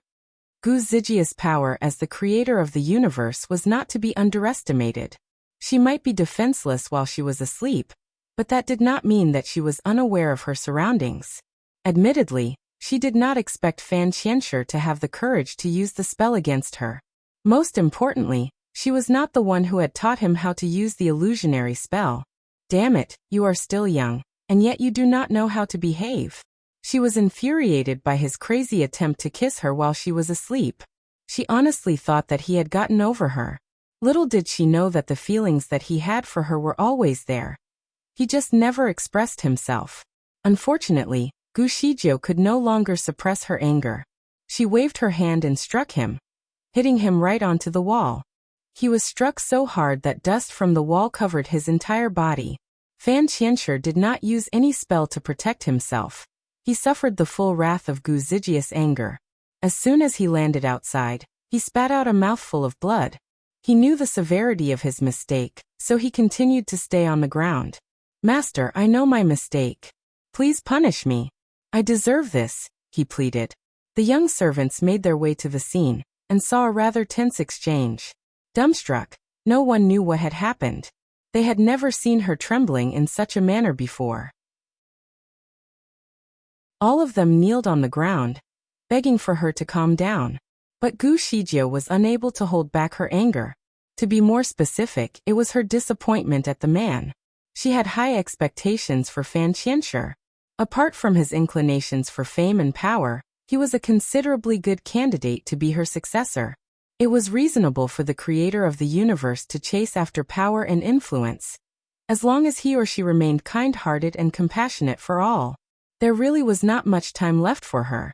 She thought she had already found a successor to her role, so she really did put in a lot of effort to teach and guide him. But he turned out to be a disappointment after using the illusionary spell on her while she was drunk. Severe punishment was unavoidable, so that he could learn from his terrible mistake. Fan Qianshi, from now on you will no longer be my disciple. Now leave. Gu Shizhou issued an ultimatum. Fan Qianshi trembled with a dumbfounded look on his face. Master, you may punish me, kill me, or even dismember me if you have to, but please do not banish me, I beg you. Fan Qianshi found himself kneeling on the ground while pleading for forgiveness. Desperately, he wanted to hug Gu Zijia's legs, but the idea of another physical contact intimidated him. Gu Shizhou did not answer him. Instead, she tossed him even further away. The impact was so profound that Fan Qianshi lost consciousness for a while. When he got up, he found himself on the field outside of the Tianyin Valley. Chapter 2845. The Banishment 3. Gu Shizhou was there, looking at him sternly. She then reached out for his face, and streaks of 7-colored rays slowly emerged. Fan Qianshi stayed frozen. He wanted to avoid her but was unable to move. The 7-colored rays slowly penetrated his head, giving him a terrible headache. Something in his brain had been forcefully shattered and removed. It was a physical torment that he could no longer endure, so he was seen struggling. Soon Gu Shizhou removed her hands from his face. You are no longer my disciple because of your profoundly stupid action. From now on we are no longer associated. Leave. She removed some of his memories so that he could not remember what she said to him when he had used the illusionary spell on her. She then walked away, and went back into the Tianyin Valley. The wizardry barrier was once again sealed. Fan Qianshi spent the next 10 days kneeling and begging for forgiveness. He had not eaten or drunk anything. The only phrase that he kept repeating was, Master, I know my mistake now. Please do not banish me. Fan Qianshi was well known in the Tianyin Valley, so most of them stood by him in this time of his hardship, including Wu Qianyan. All of them begged for him to be forgiven. Stubbornly, Gu Shizhou refused to dismiss the ultimatum. She also did not allow anyone to go outside and see him. Wu Qianyan decided to take the risk of being punished. She sneaked outside the barrier to feed him with food and water, but Fan Qianshi refused her offer. Only with Gu Zijia's forgiveness would he rise to his feet. Otherwise, he would keep on kneeling until the end of time. As days went by, he slowly weakened. Wu Qianyan and his friends were on their toes, waiting for him to return. They kept trying to help him by trying many different ways to convince Gu Shizhou to change her mind. In order to stop the hassle once and for all, Gu Shizhou issued a warning to everyone. Whoever who helps Fan Qianshi will be banished just as same. The warning finally solved many problems for her. Most of the servants were too timid to say anything more. Perhaps, it was only Wu Qianyan, who was still stubborn. She continued to ask Gu Shizhou to forgive him, so she ended up being banished as well. Therefore, the two banished people joined hands as they kneeled on the outside of the wizardry barrier. Gu Shizhou felt bad for Fan Qianshi as well. After all, he was the only disciple that she had ever trained since her return. Moreover, he was also the only successor that could take over her role. But Fan Qianshi had really crossed the line, which was something she could no longer tolerate. She needed to give him a hard lesson so that he would not do anything reckless in the future. Her spiritual power was well maintained at 20% of her overall strength, which was still enough to overpower him. By the time her power was reduced to an unprecedented low, there was no way she could be sure that he would not do bad things against her will, by force. The relationship between a master and a disciple was not something against the social norm, but Gu Shizhou had never felt it that way about Fan Qianshi. Additionally, she would like to avoid getting all tangled up with her own disciple right before her dying days. Although Fan Qianshi seemed like a gentleman, his views generally tended towards the extreme. If he really wanted something, there was no way he would change his mind. If the situation went on, she could not be sure if he would do something extreme to mourn her death. Hence, she really needed him to get rid of his unhealthy thoughts about her. However, she was not quite sure about what to do now as the relationship issue was indeed a headache for her. Her mind was in a tumult, so she decided to isolate herself to study the sky and the stars. She could foresee the rise and fall in all 6 worlds through the relative positions of celestial bodies. She had been studying astrology since 8 years ago when she recovered her knowledge about the suns, moons, and planets. In the depths of Tianyin Valley, there was a cave. It was the place for her to study the stars. Some fractions of her memory were still missing, so she could not understand some of the constellations. Nevertheless, in time, she believed that her understanding would be slowly improved. Chapter 2846. The catastrophe. Gu Shijiu had been busy teaching her disciple, while also finding time to meditate in the glacier, so there was hardly any time for her to sit down and study the stars. Without her disciple around now, she could finally find time for a few moments of peace. She spent the entire month in the cave studying the constellations and finally had some clues. The result was not exactly positive. She found the six-pointed star that symbolized her presence. As expected, its brilliance was slowly fading. The star was hanging at the edge of the sky as if it were about to sink anytime soon. There was not much time left for her here. Among the innumerable dots of light in the sky, she found another two big ones. One glowed in purple hues while the other was obscured by a layer of dark clouds, which made it seem rather peculiar. Gu Zijius sat and watched the purple star, which reminded her of something familiar. Usually, a newborn star would not be stable enough to have a consistent level of brightness. Like glitches, the relative position would be rather unpredictable due to its instability. The purple star was obviously a newborn, but somehow it was already in a perfect state. Every aspect of the star was stable and consistent, in terms of brightness and its elliptical course. Its orbit was also systematic and precise. Gu Shijiu then observed the newborn star that was slightly obscured. Though stable, it was not as good as the purple star. The movement of other stars around it easily affected its course, thus altering its orbit. As of this moment, it was moving slightly away from its elliptical course, but not entirely derailing. The obscured star must be symbolizing Fan Qianshi. But what about the other star? She thought about Di Fui and began questioning if it could really be him. Could he become a supreme being in the future? Could he be ruling all 6 worlds along with Fan Qianshi? Her knowledge about astrology used to be terribly blurry, but luckily, her relentless revision was able to help her recall the knowledge that she once mastered. Unknowing to her, an entire month had passed. Just like every other day, she was observing the star chart again when all of a sudden, the layer of black fog obscuring the star started to separate. Soon, it began to shatter, like a streak of lightning had just struck it. No, damn it. Gu Shijiu cursed as soon as she figured out the reason. She teleported right away to the other end of Tianyin Valley. On the outside of Tianyin Valley, rolling red clouds started to fill the sky, turning it into a fiery view. Mighty flashes of lightning could be seen in the mass of clouds covering the sky. A violent disturbance of strong winds began to rage the land. Fan Qianshi was captured in a bubble of a fiery red barrier that was slowly rising into a sky. Flashes of lightning began to surround him, but he still sat in the bubble with his eyes closed, seemingly at ease. Soon enough, he was hit by the first streak of lightning and spat out a mouthful of blood. He refused to hide or to avoid getting hit. Instead, he chose to endure these streaks of catastrophic lightning. What an idiot, Gu Shijiu thought.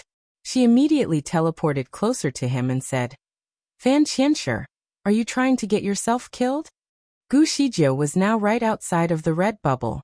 Although he was already an upper immortal, his power might not be enough to sustain him throughout the entire catastrophe, accounting for 49 bolts in total. He did not even have his protective barrier around him. The man was clearly putting himself at risk. As soon as Fan Qianshi heard her voice, he opened his eyes and said in a hopeful tone, Master, have you forgiven me? Irritated, Gu Shijiu was rendered speechless by his idiocy, but it was not the right time to discuss that. Fan Qianshi, use the Prajna Sutra that I have taught you to protect yourself. Gu Shijiu guided him. Chapter 2847. The Catastrophe 2. Fan Qianshi did not heed her request, but continued to stare straight at her. Master, do you forgive me? Gu Shijiu was speechless. Fan Qianshi, are you threatening me? Fan Qianshi looked down and stubbornly said, If my master refuses to forgive me, I would rather be struck by the thunderbolts. Gu Shijiu remained silent. It had been more than a month since she last saw Fan Qianshi. He was now skinny, and his beard grew significantly longer. Also, the robe on his body was dirty. The only exception was that his eyes were still bright. Other than that, he was almost a different person and looked incredibly lonely. A loud crashing sound was heard close by, and within seconds, the man was struck again. Fan Qianshi did not do anything to protect himself. He was burnt and bled. Divine Lord, I beg you to save him. Divine Lord, he has been here for a month. He has not left. His legs are almost decaying. Divine Lord, I beg you. Since he has such a sincere heart, please forgive him this time. As long as he is not banished, he can accept any punishment. Wu Qianyan was kneeling beside them and almost collapsed from crying. Gu Shizhou sighed. She only had one apprentice, and he was destined to succeed her. Naturally, she did not really want to expel him. He had been punished rather severely. Enough for him to have learned from his mistake. Perhaps it was enough. Fan Qianshi, if you can safely pass through the catastrophe, I will consider taking back my order. She finally spoke. Fan Qianshi suddenly looked up, and his eyes glistened with hope. His cracked lips trembled a few times before he spoke. Thank you. Thank you, Master. He immediately followed Gu Zijia's instructions to exercise his inner power. When the next thunderbolt struck him, he rolled on the floor over and over again. Gu Shizhou held her breath as she was worried. This kind of event had to be borne by the person himself. If she were in her best condition, she would be able to use a unique technique to transfer half of the thunderbolts to her body to reduce his burden. However, she could not do so now, for she would not be able to suffer the blows and come out alive. This was a massive obstacle, but if he could pass through it, he would up-level to great deity. If he failed, he would be dead. Many immortals did not make it past this stage. It could be said that 9 out of 10 mighty immortals could not pass through this sort of catastrophe. Although Fan Qianshi was born different from the rest, he had kneeled for a month without eating, drinking, or sleeping. Could he really make it through? She had only one disciple to succeed her now. She had no time to accept a second one. Fan Qianshi was indeed a talent, but when he got hit by the 30th bolt, his whole body was burnt like charcoal, and he could not get up. Gu Shizhou clenched her fists in concern. He would not be able to make it through if this continued. She looked up at the sky and whispered a few words in her heart. If he is the future creator of the universe, let me help him absorb part of the catastrophe. If he is not, then prevent me from helping him. She made up her mind and rushed over. The thunderbolts seriously injured Gu Shizhou. Fan Qianshi was still alive, but of course he was severely hurt. After the catastrophe had passed, he fell from the clouds with blood covering his entire body. He could not get up from the floor. Gu Shizhou still looked well on the surface. But deep down, she knew that her body was seriously injured. Just by standing there, her legs were already trembling. Fan Qianshi tried very hard to get up and check on her, but was stunned by her cold eyes. Chapter 2848. The Catastrophe 3. When you recover, I punish you by making you face the wall at the back of the mountain for a year. Fan Qianshi listened to her voice that still sounded powerful. He was less worried now and agreed on the punishment. Since Gu Shizhou had long known that her apprentice was going to have a catastrophe, she had prepared sufficient medicine for him. She threw the pills to Wu Qianyan and instructed her on how to administer them for Fan Qianshi to take care of him until he was able to take care of himself. She could barely stand at that point and wanted to leave immediately. Master, where are you going? There was a murmur from behind. Gu Shizhou did not answer him and did not even turn her head. Swiftly she left the place. Wu Qianyan breathed a sigh of relief. She stepped forward and helped Fan Qianshi to stand up. She looked at the scars on his body, and her heart trembled. Young master, rest assured. Our divine lord is strong enough to bear the catastrophe. She must have her reasons for leaving. You do not have to worry about her. Before she finished speaking, Fan Qianshi fainted on her. Gu Shizhou was distracted and stumbled a few times while traveling through the clouds. In the end, she decided to travel underground and took a deep breath before going back to the glacier. If she did not do so soon, she might die this time. She could feel the soul in her body in pain as if there was a formidable force tearing her apart. She had taken 7 or 8 pills to reduce the impact of the thunderbolts, but she still felt unwell. To travel to the glacier, she needed to go underground, but she was not good at the ground drilling technique. Nevertheless, she could usually make it through. This time, she felt unusually terrible. Moving forward was very difficult for her as she could not breathe, so she had to pull out from the ground several times to catch a breath. When she finally reached the glacier, she was already very dizzy. She started to face regular blackouts. She fell to the ground and shook her head. The matter was rather serious this time. She looked up and saw stars and birds in front of her eyes for a second, and later, she could not see anything for a moment. "What are you doing?" She heard someone scream in the distance. Gushijou rubbed her eyes. Her vision was blurry, but she could see a purple shadow standing not too far away. She tried to catch her breath to regain her consciousness. On top of her poor sight, there was now a buzzing in her ears. Fortunately, her mind was still vaguely active enough to understand what was happening. She could not think of any other person who would come to this glacier. It had to be Difui. However, she did not expect to meet him. The cold wind here could pierce through the bone marrow of any being. Gushijou was now very weak that she almost froze once she entered the place. Despite her dizziness, she knew that she would freeze to death here and end up as an ice sculpture. Out of instinct, she pinched her fingers together and muttered a few spells, pointing to the direction of Difui. Then she fainted. When she woke up, she found herself sleeping in an ice house, in the arms of a person. She was stiff for a moment, but soon saw Difui through the slit of her eyes. He looked at her with no expression on his face. At that moment, Gushijou was cuddling him like a cat. His arms were hot, so when he was hugging her, she seemed to feel as though she was sleeping in a warm sleeping bag. The wind outside was howling, but the house was warm as spring.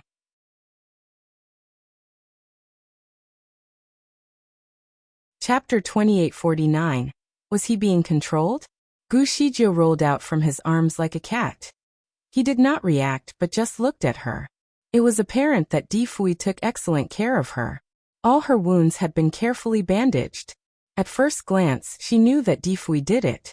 Gushijou felt very guilty. Unusually guilty, in fact. She looked up at Difui's unmasked face and rubbed her eyebrows thoroughly. What should she do now? She clearly promised him that she would never use the control spell on him, but she had done it again. Before she was in a coma, she actually took control of him and gave him a command. "Take care of me until I wake up." She sensed her body and realized that her spiritual power was almost completely exhausted. She wanted to stand up, but her legs and feet did not have the slightest strength. She was already sweating profusely, just trying to get up. At this rate, she would never be able to make it out of the glacier. She did not expect to be so weakened by the thunderbolts. Fortunately, Difui was here, or else she would have been turned into an ice sculpture right at the glacier. Perhaps he was her lucky star after all. Gushijou felt very grateful to Difui. She could not help but look at him gratefully. He sized her up to check on her condition, but did not say anything. Meanwhile, Gushijou rubbed her eyebrows again. Just before she passed out, she used the most potent spell that she knew to control Difui. By right, the man should be able to think clearly, but he acted as though he was merely following a fixed set of instructions. He must have hated her now and probably wanted to shoot her straight in the heart. The man was her lucky star, but she treated him so poorly. Gushijou felt sorry for him. However, she could not do anything to free him from the spell because it would require a certain amount of spiritual power that she did not currently possess. Moreover, she was afraid that once she removed the spell, he would take revenge on her or simply leave her here to die. No matter which one she took, the outcome was the same. Difui, I am sorry, I am. This was the last resort. After I recover, I will compensate you. I have a lot of precious treasures. As long as I have something you want, I will give it to you. Whatever you want. Difui still did not say anything, but his lips were slightly curved upward.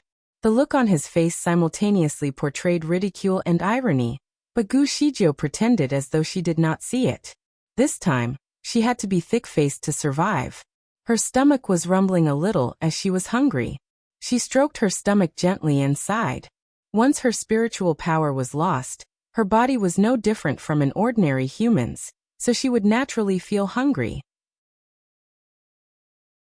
She knew that there were several kinds of snow beasts in this glacier, but they were very fierce and challenging to catch.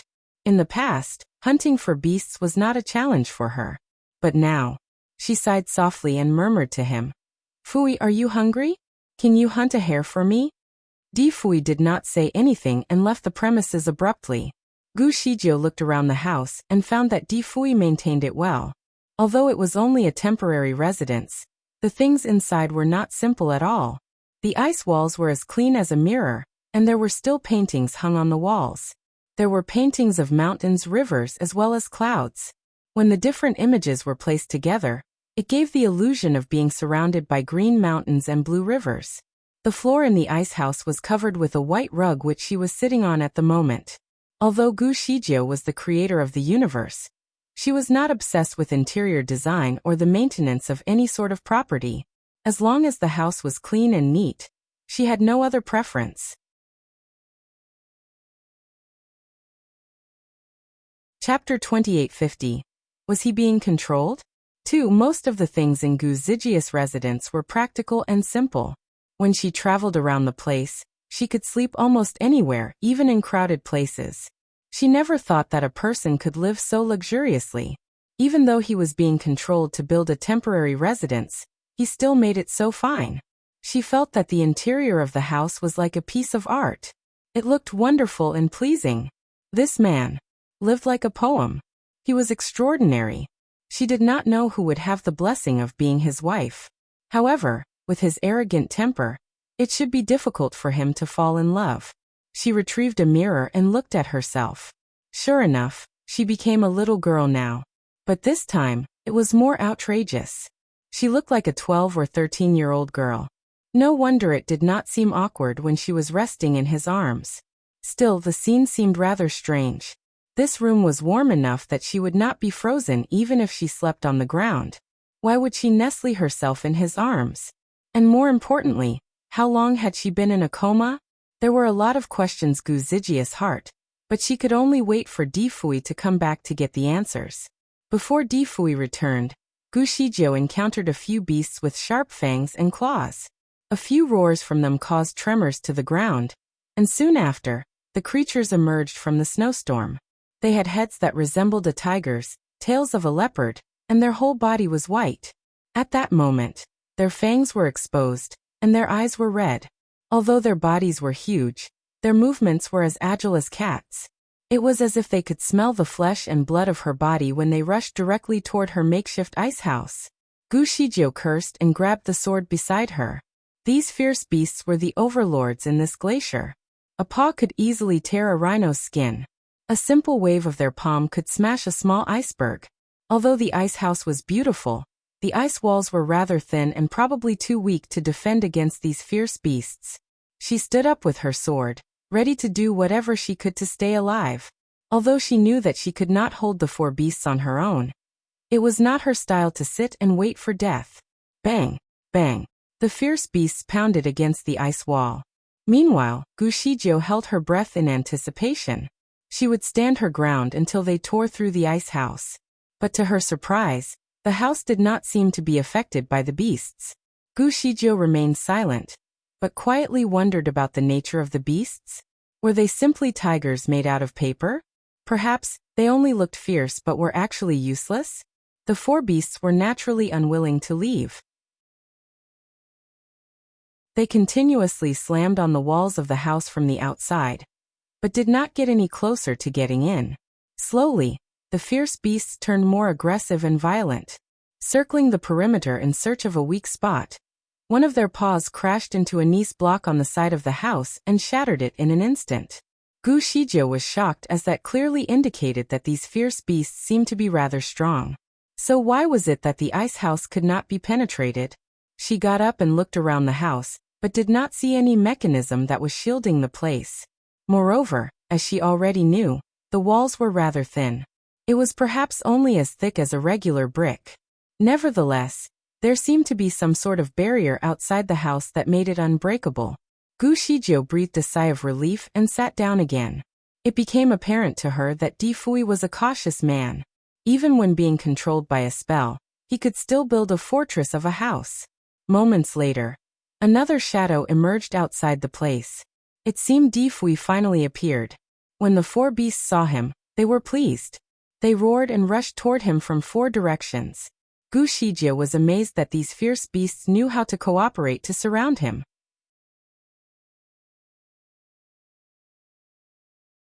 If they attacked from four directions, the angles were very tricky for anyone to escape.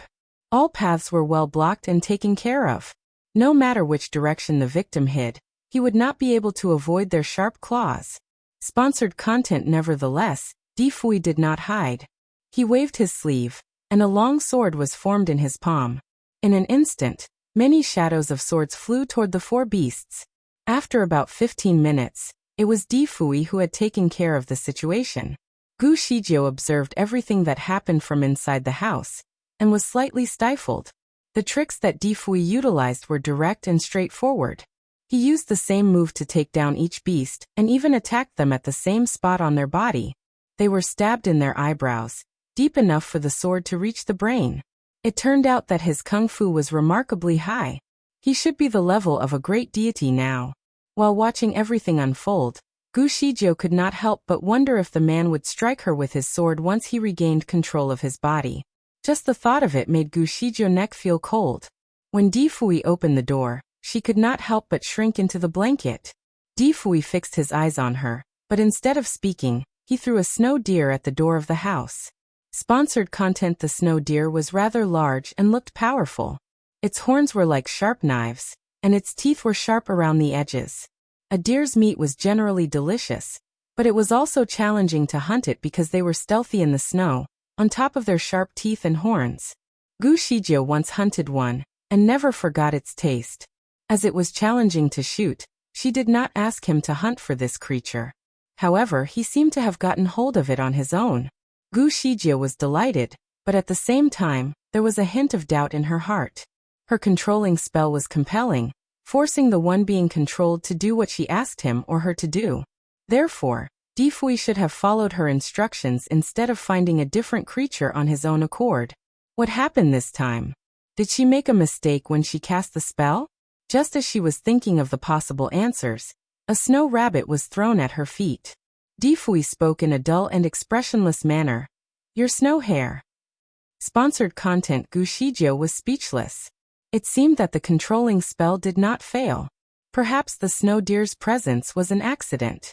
After a quarter of an hour, Gu Shijie was still quite confused as she looked at the snow hare in her hand, and then looked at the snow deer that Difui had just cleaned. The man had a very complete set of cooking tools, grills, pots and pans, and even seasonings. He washed the snow deer and then grilled it up. When Gu Shijie last saw him, he was only able to boil an egg, but this time he could actually barbecue the meat. It smelled good and looked delectable. Gu Shijie also looked at the hare that she had baked. Although she prepared the hare, it smelled far less enticing than the snow deer. Sponsored content. She watched the venison being cooked in the barbecue, and then watched Difui tear off a deer's leg and eat it slowly. It appeared that the man had no intention to give her a bite. Perhaps this was the flaw in the spell. The victim would not show any courtesy. With a thick cheek, Gu Shijie took a light breath and stretched her hand to him. "Could you give me one of the deer's leg?" Difui glanced at her and outright ignored her.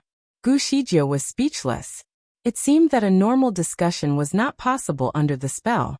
Nonetheless, Gu Shijie felt that it was very shameful if she needed to control him to get one of the deer's legs.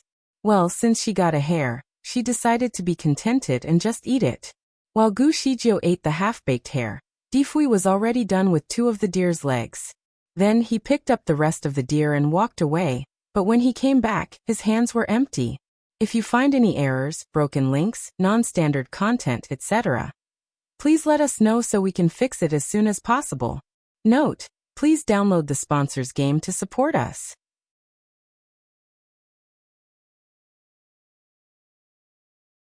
Where is the rest of the venison? Sponsored content. I threw it out. The response choked Gu Shijie. It was such a sin. How on earth could he toss away such a delicious piece of meat? He could have at least left her a deer's leg before doing so. The only logical way to explain this was that the man must be really dissatisfied with her. Since she gave him the option, he really did not even leave her with a strand of its hair. At least there was food in her stomach now, so she could focus on other more pressing issues. Although the aura in the ice house was not as good as the aura outside of it, Gushijo could still absorb some of the spiritual energy in the area. Thence, she simply meditated there to try to recoup some of her lost power. As long as she could recover a little bit of her spiritual power, she would be able to remove the spell and free the man. Nevertheless, it was now more and more difficult for her to absorb spiritual power, so even after sitting for a long time, she only managed to salvage a little bit of her power. Sponsored content. Understandably, Gushijo was a little anxious. If things went on this way, she did not know how long it would take to restore her normal mobility. She did not want to control him for too long, either, so there were many reasons for her to want to regain her energy. The longer she controlled him, the more he would want to take revenge on her. He might even treat her as his enemy, which was an outcome that Gushijo clearly did not want. She looked at Di Fui and wondered what the man must be thinking about right now. He did not meditate, but leaned against one of the ice walls in the house. His eyes fell outside the house, and she did not know what he was thinking about. Was he planning how he would punish her once he was freed? Sigh. Perhaps Gushijo had to figure out what she needed to do to compensate him, so that he would not take revenge on her. Sponsored content. Di Fui seemed to have sensed her intense observation of him, and finally turned his head and looked at her. The look in his eyes seemed a bit cold, but perhaps Gushijo felt that way because she had a guilty conscience. Nevertheless, she could feel the hair all over her body rising. Di Fui, this was my last resort. Once I recover, I will free you from this spell. In fact, it was really my luck that I could meet you here before I passed out. I feel very grateful to you. If I have the opportunity, I will repay you in the future. Gushijo said sincerely. Haha. Di Fui chuckled. Gu Zijia's heart skipped a beat as she looked at him. Sponsored content. Meanwhile, Di Fui no longer looked at her but sat down and meditated. In actuality, Gushijo had a lot of questions to ask him about his life. If she were to ask him those questions while he was under her control, he would definitely reveal everything to her. However, Gushijo did not want to do things this way. In fact, the only reason she controlled him was to ensure her survival. If she went on to exploit his privacy, it would be too unfair. It was now late into the night, so Gushijo sensed the body but realized that the recovery of her spiritual power was minimal. She actually felt better when she had just woken up in Di Fui's arms. Did being close to him somehow speed up her recovery? She looked at him and moved closer to him before saying, "Hug me to sleep?" Di Fui did not talk but just opened his arms and placed them around her. He was so obedient. This person could only be so docile when he was under control. Gushijo had to be thick-faced right now, so she nested herself in his arms. His arms were warm, and a strong scent surrounded his body. True enough, Gushijo really felt that her ability to absorb spiritual power had been strengthened. It really worked. Gushijo took a light breath as she shifted her body around to find the most comfortable position in his arms, so that she could continue to meditate. Nevertheless, once she got down to meditating, she realized that she could not absorb any spiritual energy from her surroundings. Would it only work if she rested in his arms? She was too weak to do anything else anyway, so she decided to take a nap. She did not expect to really fall asleep, but by the time she opened her eyes, it was already dawn.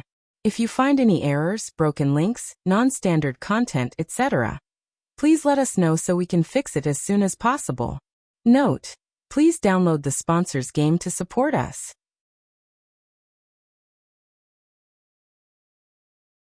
Gushijo felt much better after her nap.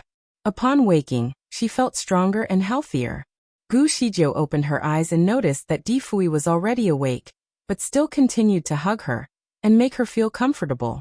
Did he keep this position all through the night? It must have been draining. Sponsored content. Gushijo felt guilty in her heart. She rolled herself out of his arms and said, "Did I make your limbs numb? Let's get up and stretch your muscles." Difui did not talk. He merely got up and moved his limbs while walking around the house. He was born as an elegant person, so even when he was moving his hands and feet freely, it was still pleasing to watch. All of a sudden, he turned his head and stared at her. Gu Zijia's face turned red instantly as she just realized that she had been observing him for a few minutes. Perhaps, this was the first time she observed someone for so long for no apparent reason. With an evident cough, she calmly moved her eyes away. Trying to look as though she was busy with something else, she inductively touched the body and realized that her spiritual power had recovered a bit. Although she was nowhere near ready to fight, her ability to move about quickly was restored. She could now freely move in the ice house, and no longer sweat. Sponsored content based on her inferences, she concluded that his arms were the actual source of her recovery. Evidently, this person was really her lucky star. However, given what she had done to him, Gu Shijio did not know whether she should feel lucky or embarrassed right now. She could not help but look at him again, and wonder what he was thinking. Difui stopped again and gazed at her quietly. His eyes were intensely black like the night, and when they were focused on Gu Shijio, she could not help but feel flustered. She pondered for a moment and said, "The next time I sleep in your arms, you can move about. You don't have to sit so straight as it will strain your muscles." Difui looked down to the ground and replied, "Okay." Sponsored content subconsciously, Gu Shijio heaved a sigh. She was not used to seeing Difui behave so obediently. Later, she was distracted by a rumbling in her tummy. It seemed that she was hungry again, and her stomach was screaming to her for a response. She really wanted to go out and see if she could practice in the cold wind to improve her recovery. However, when she went to the door, she realized that it was somehow unable to open.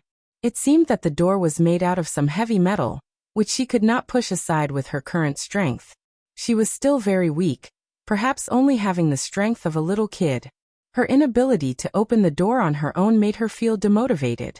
She stood at the door for a moment, and then turned to look at Difui and asked, "Can you help me open the door?" Difui walked over silently and gently pushed the door open for her. Then, Gu Shijio walked out to see if her body could cope with the weather outside. She shuddered as soon as she came out.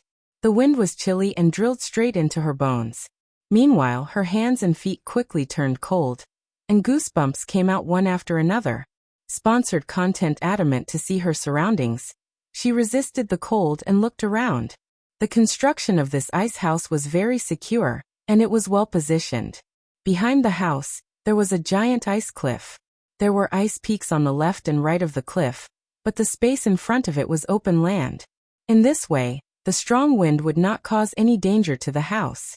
On the walls of the igloo, there was a very quaint pattern engraved around it.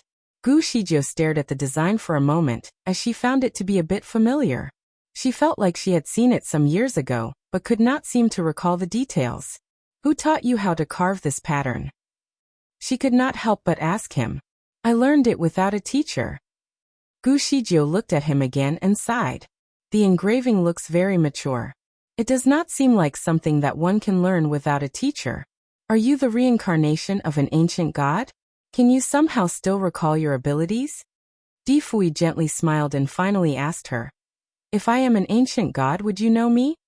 Gu Shijio remained silent. She did feel that he looked a little bit familiar to her. Unfortunately, she really could not recall anything because it all happened a long time ago. Nevertheless, she did not feel obliged to tell him that. If you find any errors, broken links, non-standard content, etc., please let us know so we can fix it as soon as possible. Note: please download the sponsors game to support us.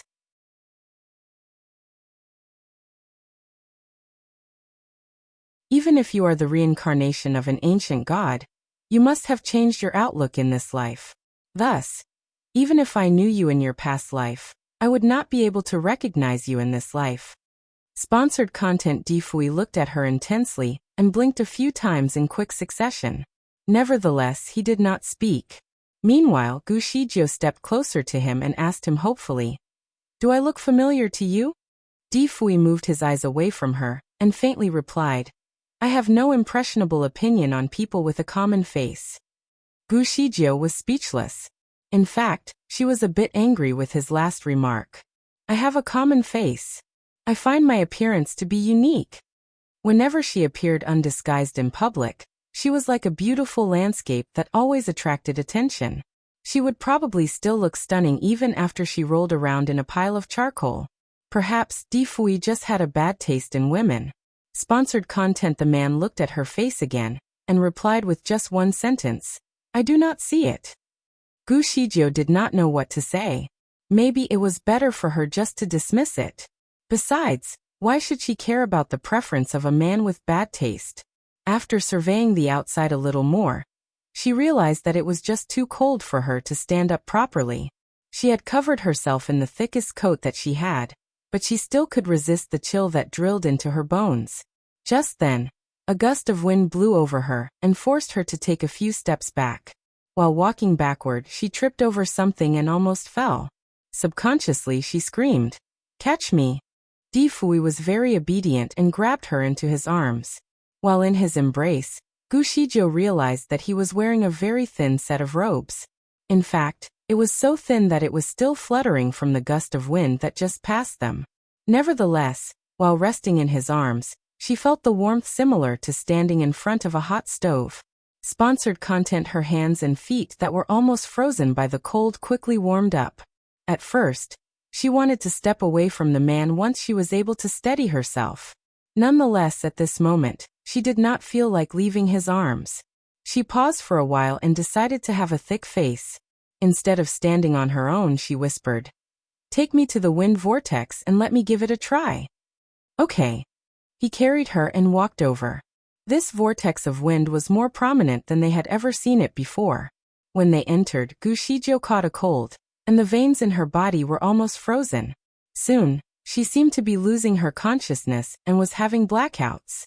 Quickly she screamed, "Out!" However, before she could finish, she realized that her mouth was frozen. Not a single word could be uttered. Deep down, she wanted to instruct him to evacuate the place quickly, but now she could not say anything. Oh God, she cursed in her heart. Sponsored content. At this point, she was quite sure that Di Fui hated her. If she were to freeze to death here, perhaps, he would even be happy to see it and would leave her body here. Just when she thought that things could not get any worse, Di Fui, who was still carrying her, suddenly tripped and coincidentally fell out of the vortex. Gu Shizhou thought that she was going to die in his chest, but after briefly coming out of the vortex, there was hope. She coughed uncontrollably the moment that she could breathe again, as if someone who had just drowned and was revived. Di Fui frowned slightly at the sight of her coughing. Intuitively, he gripped her vest as if he wanted to do something, but he held back. Gu Shizhou was still unable to see, so she did not realize what Di Fui had done. Instead, she tried her best to instruct him. Back to the house. They finally returned to the ice house that Di Fui made. Gu Shizhou covered herself up in a blanket, but still felt cold even though she was still wearing a rather thick coat. She did not stop shivering for a second since the incident from before. If you find any errors, broken links, non-standard content, etc., please let us know so we can fix it as soon as possible. Note: please download the sponsors game to support us.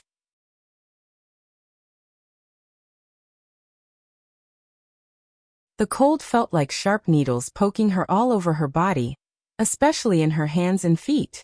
She wanted to meditate, but she could not even breathe well. Sponsored content. Despite the pain, deep down in her heart, she knew that she should feel blessed to have been able to make it out alive. She actually escaped death, didn't she? It was just so fortunate for her that Di Fui had tripped at a critical moment. Otherwise, she would have frozen to death out there. She urgently needed food to replenish her nutrition and restore some of her physical strength, so she instructed him again. "Can you go hunting again?" she requested. Before she finished her order, Di Fui turned and left. Di Fui came back very quickly this time. She had not even warmed herself yet by the time he got back. This time, he brought a deer and a hare again, just like before. He threw the hare to her, and went to roast the deer again by himself. Gu Zijia's hands and feet were still stiff, so she could not peel off the skin of the hare. Moreover, she did not feel like having rabbit meat right now. Thence she spoke up. In fact, a deer is adequate for 2 of us to eat. There is no need for the rabbit. Difui looked at her rather sternly. His eyes were so deep that she could not guess what the man was thinking right now. To try to clear any ambiguities, Gu Shizhou continued. I don't really eat much. 1 deer's leg is enough for me. Or a deer. Sponsored content. Difui still glared at her, but seemed to chuckle. Gu Shizhou was anxious, so she asked, Did you hear me? Difui finally replied, Let's order me.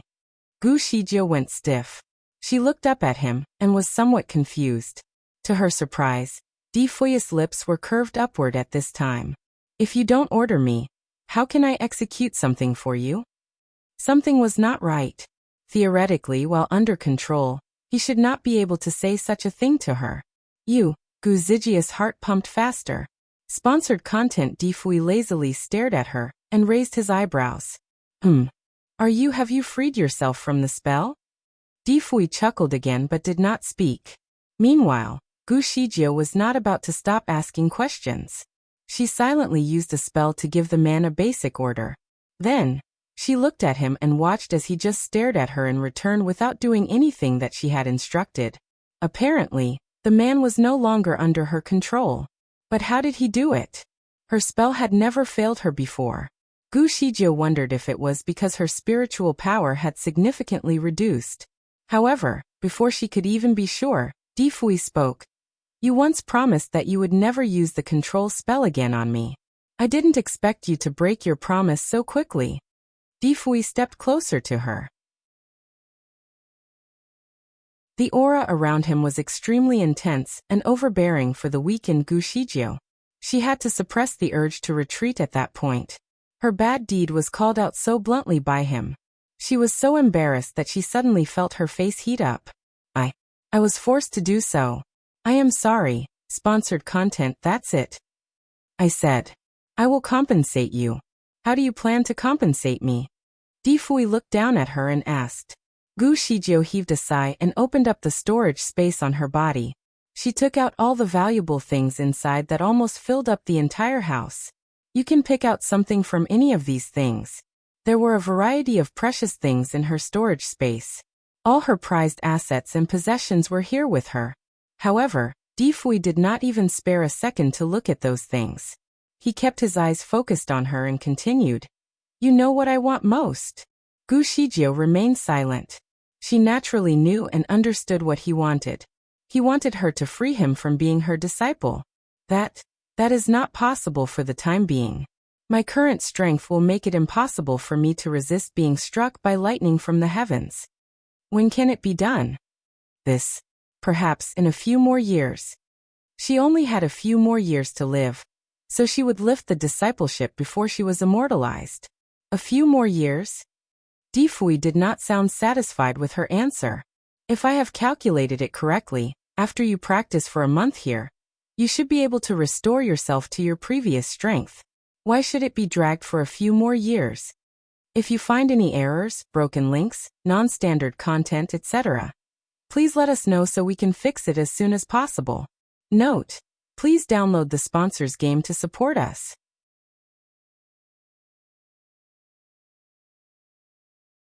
The rate of my recovery has significantly deteriorated. I will not be able to restore my spiritual power to its original level, even with a year of practice. Sponsored content. Difui suddenly stepped forward and grabbed her wrist. This sudden action stunned Gu Shizhou, who screamed. She was trying to break free from his grip, but her strength was weaker than a kitten to him right now. Upon realizing that she was indeed weaker, Difui placed a finger on her vein and transferred some spiritual energy into her body. The process seemed to hurt Gu Zijia's veins somewhat. She bit her lips and asked gently, "What are you doing?" Clearly, she was not at ease. Was the man angry with her? Was this his way of killing her? Difui looked at her little pale face and asked, "What are you afraid of? Are afraid that I will kill you?" Gu Shizhou bit her lips and did not speak. Nevertheless, one could easily tell from her eyes that she was fully alert. Sponsored content. Difui moved away from his eyes from her pretty face and faintly said, "If I want to plot against you, do you really think you will still be alive at this moment?" Gu Shizhou raised her chin proudly and replied, I am the god of creation. You can't kill me. This was somewhat true. If Gu Shijie were about to be immortalized, she could not be killed by anyone. Even if he destroyed her body, her soul would live on. Upon hearing her reply, Difui raised his eyebrows to her and asked, "Are you trying to challenge me?" He suddenly pulled her by the hand, picked her up, and went out of the ice house. "Since you challenged me, perhaps we should settle this once and for all. I will not kill you myself, but maybe I will just throw you into the vortex of wind." Gu Shijie was shocked by his reply. She would surely be turned into an ice sculpture. Perhaps now was not the right time to be a hero. Therefore, Gu Shijie immediately softened her stance. "Mr. D, don't be so childish. You let me go now." Sponsored content. Childish? Difui questioned. Right then he seemed to have started moving faster. "Even if you throw me inside, I will not be freezed to death, but will be turned into an ice sculpture. You can't take advantage of me." Difui chuckled. "Take advantage of you? Little divine lord, do you know that my favorite thing in the world is to take advantage of people? You can rest assured that if you are frozen into an ice sculpture, I will not leave you here to rot. I will come here after a year, and if you are still here, I will take you out and defrost you." Gu Shijie almost wanted to curse the man. Hey, a kid shouldn't be so vicious. You have to be kind. Sponsored content. A kid? Difui was already moving as fast as the wind now. Gu Shijie saw the vortex in front of them and quickly grabbed his arm tightly and screamed, "I am wrong. You are not a child. Mr. D. Brother D. Hero D. Don't be so impulsive." Difui's lips curved. He did not expect the Divine Lord to say something so hilarious. He finally stopped and looked at her. "I thought you would stay tough to the end." Nonsense. If she stayed tough, she would become an ice sculpture. She did not want to be left here to suffer for a year. She did not leave much time left, so a year was very precious. Generally, Gu Shijie knew that she was well respected in the 6 realms, so she tried to maintain a good image of herself in front of others. However, her hand was now forced by Difui, so her elegant perfect image could no longer be maintained. She took a deep breath and spoke gently, "Mr. D is the officer in the Monster Kingdom and National Master in the Celestial Kingdom. You have a great ability, and I admire you a lot. Can we go back to the ice house to discuss your request further? If you find any errors, broken links, non-standard content, etc., please let us know so we can fix it as soon as possible. Note: please download the sponsors game to support us."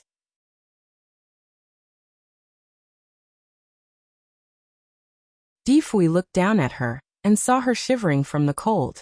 Struggling, she put a smile on her face. He looked at her with a hint of darkness in his eyes and said, "So you..." He left his sentence hanging before turning around and walking back. Sponsored content. Soon, the two returned to the ice house. Gu Shijie still had not recovered, so her face was pale. Her pale lips were still trembling uncontrollably from the cold. Difui threw over a red cloak to her, and Gu Shijie wore it immediately without a second thought. She did not know what material this cloak was made of, but it felt hot. Hence, after she put it on, her hands and feet were quickly warmed up, and her pale face finally had a faint blush. "What do you want to discuss with me? Let's talk." While speaking to Gu Shijie, Difui already started preparing the deer to be cooked. Gu Shijie was stunned for a moment by his candidness. "I know that you want to withdraw from the discipleship. Can you give me a few more years?" Why do you want to wait a few more years?" Difui interrupted her. "Based on my estimations, 2 more months of practice should be able to restore you to normal. At the very least, you will be restored to the same condition you were in before you got struck by the catastrophe." Sponsored content. Difui then glanced at her wounds and continued, "You are injured because of your apprentice, right? By looking at your scars, you have taken 19 strikes of lightning for him. Your actions are indeed very heroic. I admire you for that. However, it also proves that you could still bear with the pain in your deteriorated condition. If you cancel this apprenticeship agreement, you will only be struck 9 times, which is significantly lesser than before. It is certainly within your ability to bear it. So why are you not willing to cancel the agreement?" Gu Shijie was stunned by his reply. She never expected him to understand her injuries so clearly. He even knew the punishment that Gu Shijie would have to endure if they went ahead and cancelled the agreement. He seemed almost to be speaking from first-hand experience. Heaving a light sigh, Gu Shijie tried to explain her thoughts. The nature of these two kinds of thunderbolts is different. The thunderbolt from the catastrophe originates from auspicious energy, while the punishment for a crime against God belongs to the ominous energy. Are you trying to say that it is easier for you to resist against thunderbolts from auspicious energy? Yes, sponsored content. Have you tried? She had not. However, she remembered that someone mighty had experienced the punishment before and was completely obliterated. The image had scarred her, as she did not know that such a powerful person could be disintegrated from the thunderbolt. Nevertheless, this was just a vague memory that she recalled from the depths of her mind. She could not remember the full picture, so the story would not be convincing enough for a man who was adamant that she could endure it. Sure enough, Difui sneered and challenged. It seems that your obsession with taking me as your disciple is overbearing to the point where you are willing to make up excuses to deceive me. Sponsored content. Gu Shijie took a soft breath and continued. Whether you believe it or not, what I said is true. Oh, Difui sneered. He was too lazy to talk to negotiate with her this time, and merely kept his attention on the deer, which he now put on the grill. Gu Shijie also felt uncomfortable by the situation. There were so many people in this world who wanted to worship her as their master, but she was unwilling to accept them. Nevertheless, this disciple that she took on actually made her feel so bad for being his master. When she thought about it, she realized that she did not actually teach him anything after took him as a disciple after so many years. Hence, it made sense that he did not want to acknowledge her as his master. She looked down at the ground and thought about the situation for a moment. Seconds later, she seemed to have decided something. Give me 3 years. I will void our agreement in 3 years. For the first time, she gave him a specific time frame. Difui was actually stunned for a moment. He looked at her and saw her holding her little knees while staring at the deer in his hand. She looked sorrowful and lonely, as if she had made a big decision unwillingly. Watching her this way stirred a feeling of guilt in his heart. However, he quickly dismissed it and replied, "Good. If you find any errors, broken links, non-standard content, etc., please let us know so we can fix it as soon as possible. Note: please download the sponsors game to support us."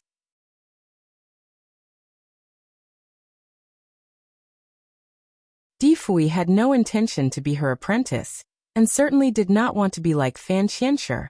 Sponsored content. Just then, he had finished grilling the venison and handed her a piece of the best meat along with a pot of sweet wine.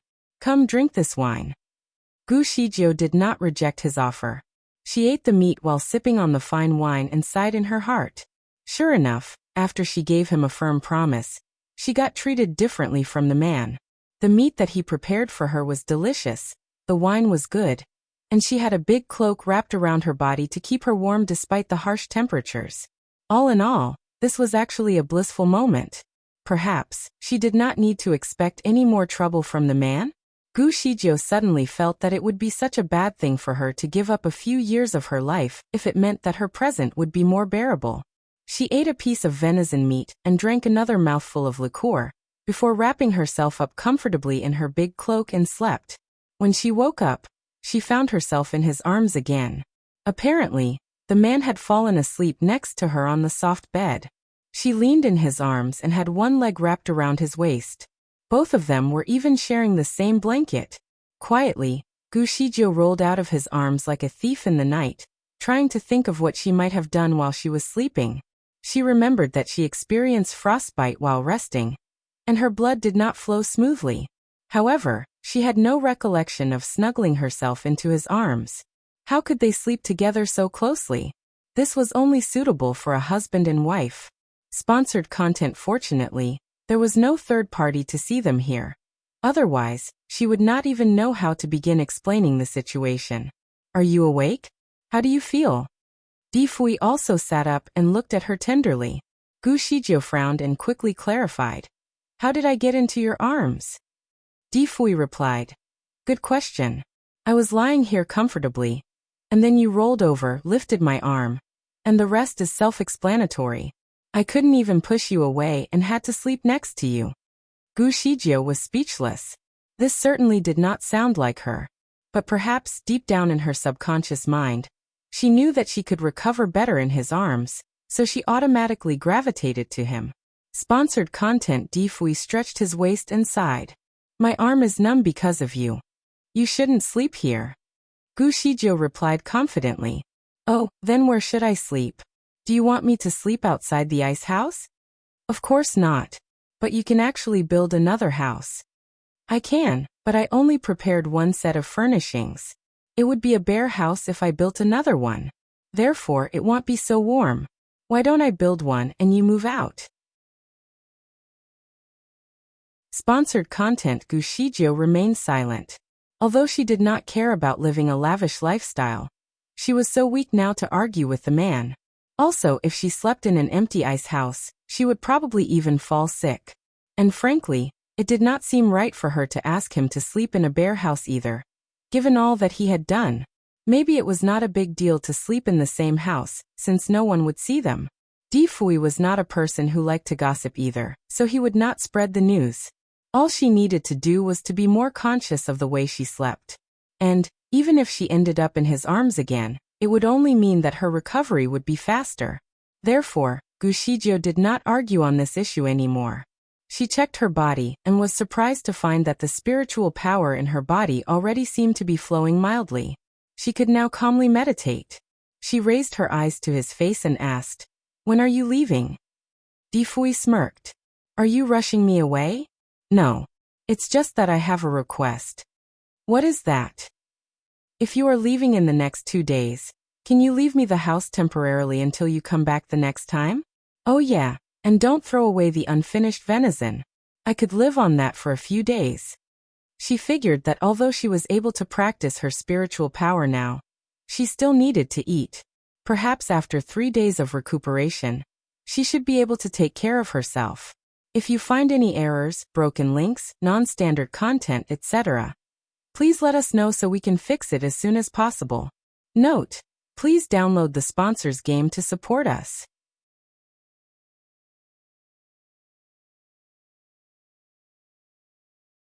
Gu Shijio estimated that 3 days of rest would be enough for her to return to her normal routine. She should be able to venture into the vortex again for yet another round of cultivation. Sponsored content. Difui offered. I am here to cultivate actually for at least 2 months. Meanwhile, I can take care of you until you can take care of yourself. Gu Shijio was relieved by his benevolence and righteousness. If she only knew that he was such a kind gentleman, she would not have controlled him by using a spell in the first place. Speaking of which, she started wondering if her spell actually ever worked on him. Did he grow immune to the spell halfway through? Or was he even controlled at all? Baffled, she decided to ask. After a brief pause, Difui decided to put her curiosity to bed. The spell was powerful, but I found a way to build a resistance against it. As soon as you cast a spell on me, I already knew how to free myself from it. Gu Shijio was a little annoyed. So you just pretended to be under control. Did you treat my situation as a joke? I wanted to see what you were going to do to me, Difui answered. Sponsored content, I see. So you have been pretending all this time. Why did you suddenly stop? No point doing it now.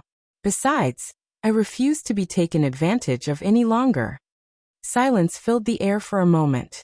Although it was not a big deal, Gu Shijio was still a little despaired, for she had been rejected by the same person far too many times.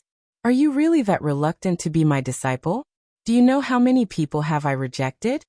Difui gave her a nonchalant look. Go after them then. Why bother me? He was right. Nothing done forcibly was going to be agreeable. Sponsored content. Humph. Someday you are going to regret this. Difui did not seem to mind at all. I will never do anything that makes me have any regrets. Also, he would never do anything without reason. Everything came with a plan. Gu Shijio silently agreed. There was no disputing that. Anyway, she did not feel like arguing anymore, for she could never win. At this point, she would even lose in a fist fight. With everything said and done, Gushijio decided that it was time for her to drop the matter and meditate.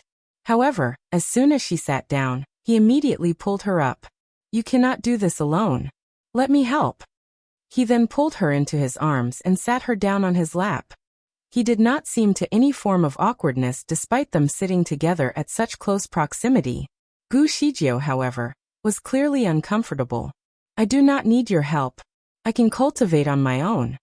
Sponsored content, she started to struggle, but Difui quickly held her down by the waist and stopped her from shifting about.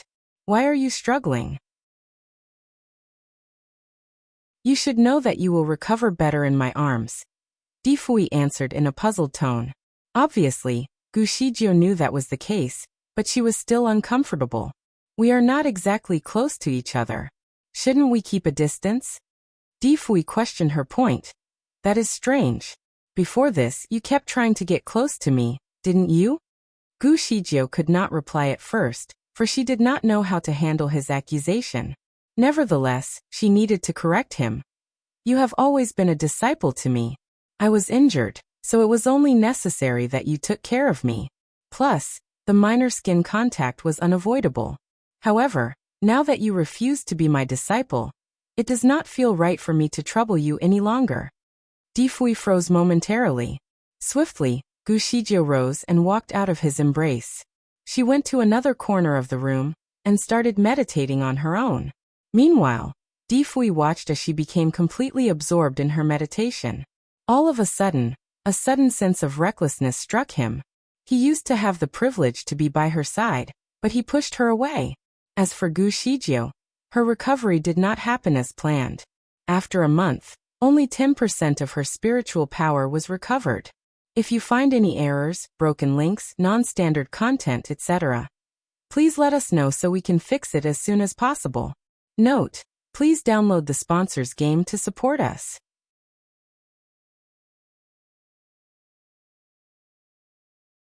Guzijia's slow improving condition had limited her power and abilities. There were many things that she simply could not do with such a limited level of spiritual power, so there was not much point of her returning home. This left her with no choice but to stay for another month. Sponsored content: for the past 2 months, Difui was always there. He took care of her and even went hunting for her, so that she would not starve. Sometimes he would guide her into a vortex so that she could absorb more spiritual energy. Since there were only 2 of them there, they would often talk to one another to pass the time. It appeared that the man was genuinely there to meditate too. When she went into a vortex to amass more spiritual energy, Difui would find himself another whirling mass of spiritual energy to meditate in as well. Nevertheless, he would always come out a little earlier than her, so she often found him standing in the distance while watching her with a crooked smile. Sometimes she would find him organizing their food supply, or perusing some documents that required his examination. Other times, he would just be reading to accumulate knowledge. Gushijio knew that he was, in fact, a man of great ambitions. He managed to influence the development of 2 kingdoms in just a few years. The achievement alone was enough to prove his worth. Sponsored content: after capturing the respect of the people of the 2 kingdoms, Gushijio wondered what his next target would be. With such progress, it would not be difficult for him to bring all 6 worlds under his control in less than a century. While pondering the man's next steps, a sudden realization struck her. Guzijia's existence served only to protect and keep watch over all 6 worlds. But if Difui could somehow bring all 6 worlds under his control and government, her immortalization and absence would not make any difference. Deep down, she had a feeling that the man was born to be the ruler of all 6 worlds. It just seemed so right. The only flaw in this entire plan was his reluctance to be her disciple. Otherwise, she would be able to teach him everything that she could before her passing. In fact, Difui was a better candidate to become the next creator of the universe compared to Fan Qianshi.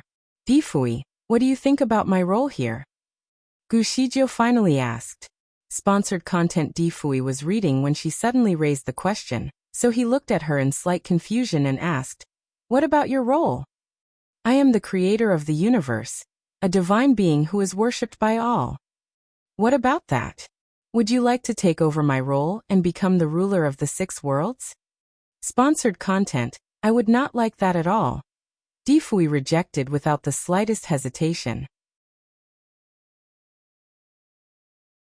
Triggered, Gu Shijio continued. You are only masking your true intentions, aren't you? I can see that you are inclined to power. Otherwise, why would you spend so much effort and energy in reorganizing the monster and celestial kingdoms? As you can already see, you have greater influence than the Monster King and the Emperor Immortal, and are clearly ranked above their royal status. I think you are also planning to bring the remaining kingdoms under your control, aren't you? Don't get me wrong, I do not see this as something negative. In fact, I am happy that you were able to bring peace to two worlds. The great plan of yours requires a lot of planning and effort, with many great obstacles that lie ahead. Even your safety will be at stake. However, if you agree to become the creator of the universe, the whole plan will no longer be a problem. Difui answered with the slightest interest. I find it more interesting if I achieve it solely with my own power. Whatever I want, I shall get. Therefore, I have no interest in taking your role. Nevertheless, he found her statement a little odd. Wait, since you are a divine being, that would mean that you are immortal, aren't you?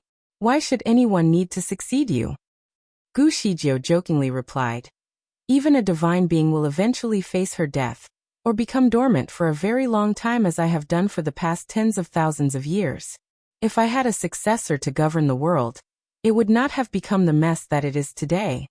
So you are looking for a successor? Haven't you already found one? Gu Shijio did not answer.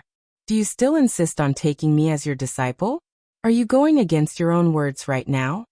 Gu Shijio decided to ignore his questions. From that moment onwards, she never brought it up again. If you find any errors, broken links, non-standard content, etc., please let us know so we can fix it as soon as possible. Note: please download the sponsors game to support us.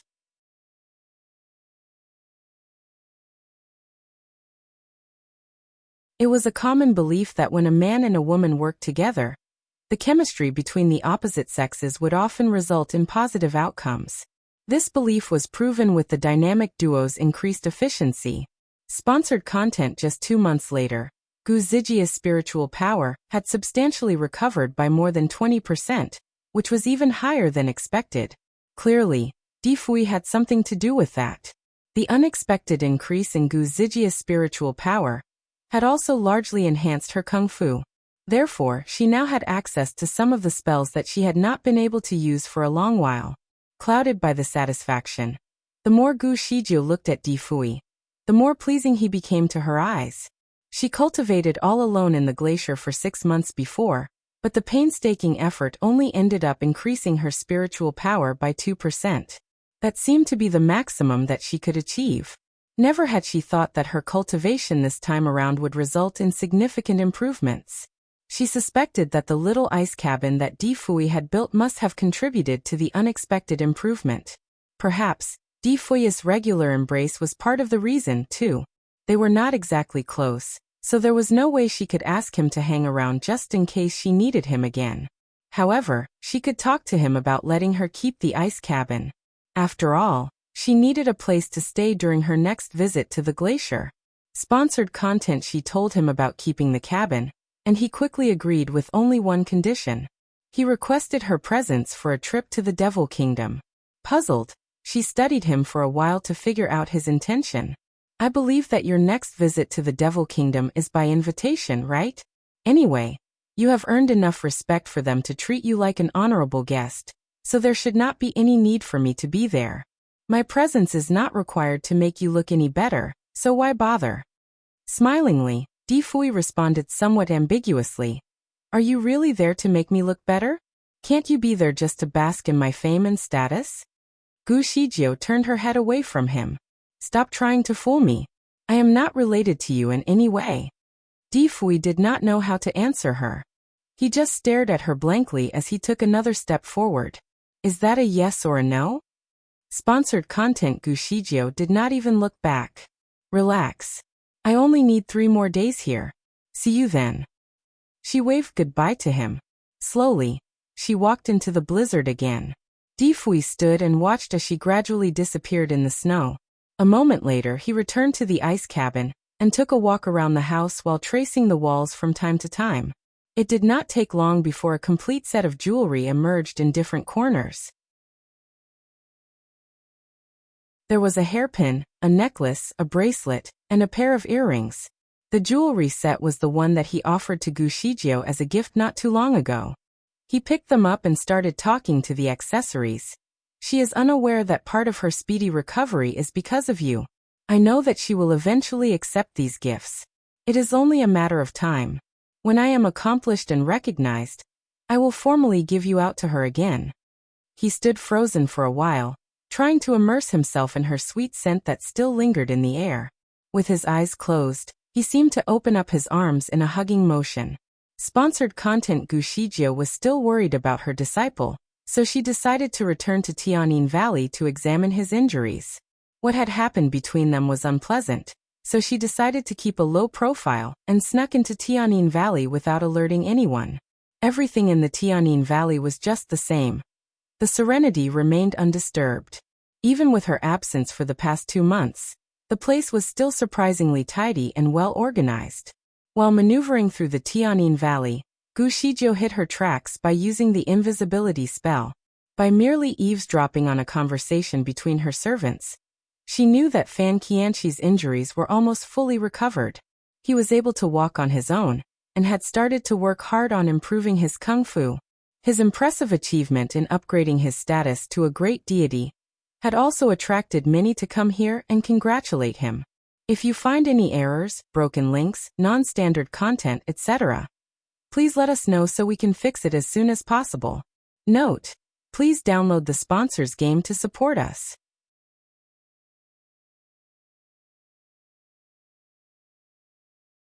Fan Qianshi was a well-traveled man, so he had made many friends from around the world.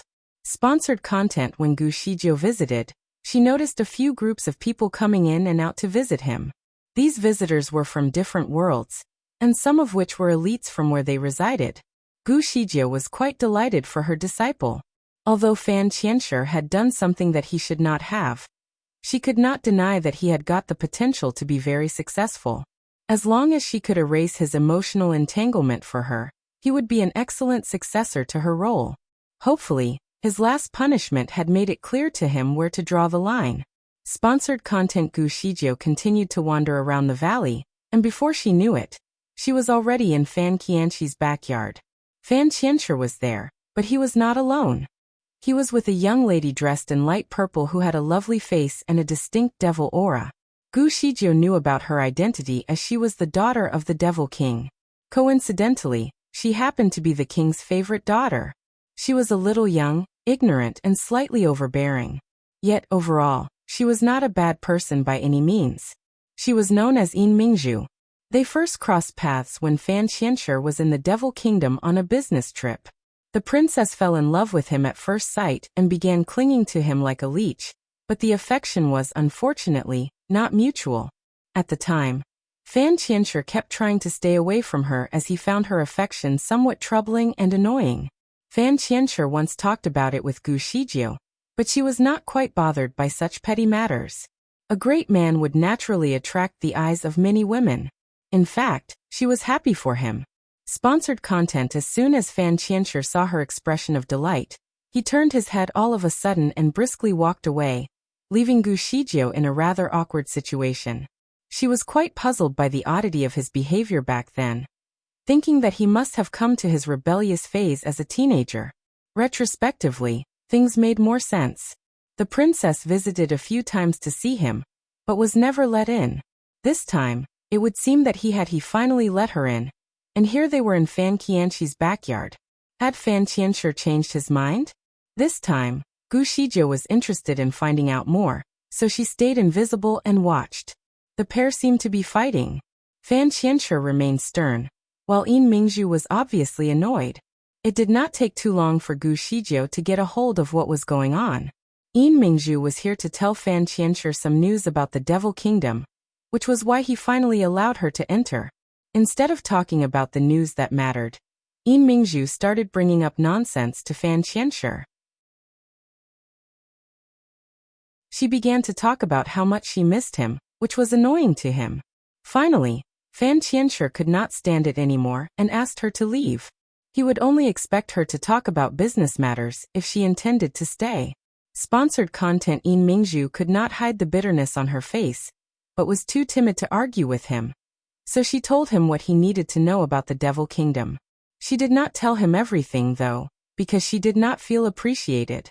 She used it to make a deal with Fan Qianshi to continually bring him news about the Devil Kingdom only if she was allowed to enter the Tianyin Valley freely. The information was obviously important to Fan Qianshi, so he soon agreed. However, he also made his stance very clear. No matter what Yin Mingzhu attempted to do, he would not accept her as his partner. She would only be a friend to him. When Gu Shizhou arrived at the scene, Fan Qianshi had just made himself clear to her. In fact, everything that happened before was based on the speculation that Gu Shizhou made based on their interactions. In utter disappointment, Yin Mingzhu complained, "Am I not good enough? Do you know that I have turned down many men in the Devil Kingdom because I have feelings for you? Are you in love with someone else? Is it Wu Qianyan? If you find any errors, broken links, non-standard content, etc., please let us know so we can fix it as soon as possible. Note: please download the sponsor's game to support us."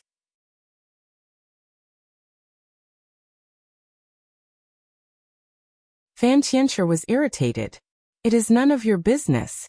Sponsored content. Yin Mingzhu clenched her fists in frustration. "Is she really the one? I know that she has been taking care of you since you were hurt. She is only a junior apprentice of mine." "Who is it then? I do not believe that I am inferior to anyone else." With a sigh, Fan Qianshi tried to calm down and said, "I have fallen for someone else. She is a goddess to me. Every little thing about her is better than any other woman." Yin Mingzhu was dumbstruck. "A goddess? Are you referring to the Divine Lord?" Panicked, Fan Qianshi quickly responded, "Don't be ridiculous. You need not care about her identity. I will only change my mind if she is married to someone else." Sponsored content. After a moment of shock, Yin Mingzhu started weeping bitter tears. "I will now tell you the same. I will never stop loving you unless you are married to someone else. As long as you are still a bachelor, I will always be around." Then, she stormed off. Unfortunately, she did not see Wu Qianyan, who happened to be walking right through the gate at the same time. Unsteadily, she staggered to her feet and fell. Politely, Wu Qianyan offered her a hand to help her up. But before Wu Qianyan could even ask anything, Yin Mingzhu had already pushed her away. In a rage, she stormed out of the garden. "Young master, what have you done to provoke her?" Wu Qianyan put down a tray on the table with all sorts of medication as she asked. Fan Qianshi briefly replied, "Forget about her. Any news about our master?" Sponsored content. Nothing, Wu Qianyan responded while shaking her head. Fan Qianshi sat and thought about the matter for a moment. Abruptly, he rose to his feet and was about to leave. "Young master, where are you going?" Wu Qianyan quickly followed. "Useless. How did so many people fail to locate someone well and alive? I will do this myself." "Young master, you have yet to be fully recovered before you leave. You should not push yourself too much. Don't worry about our master. I believe that her kung fu is powerful enough to fend off any danger. She will probably be back in a few days." You keep saying this over and over again. In a few days? How many days have passed since then? Fan Qianshi's face was filled with rage. "I am so worried that something might have happened to her. She would not have gone out of touch for so long if she were fine. The Divine Lord's whereabouts have always been uncertain. There were also times in the past when she was completely out of touch. You should not stress about it too much." Sponsored content. You know nothing. Fan Qianshi gave her a snort of disapproval before walking away. "Maybe the Divine Lord is avoiding you." Wu Qianyan finally said what she kept in her heart. In disbelief, Fan Qianshi stopped and turned to her. "What did you just say?" he asked in a rather unpleasant manner.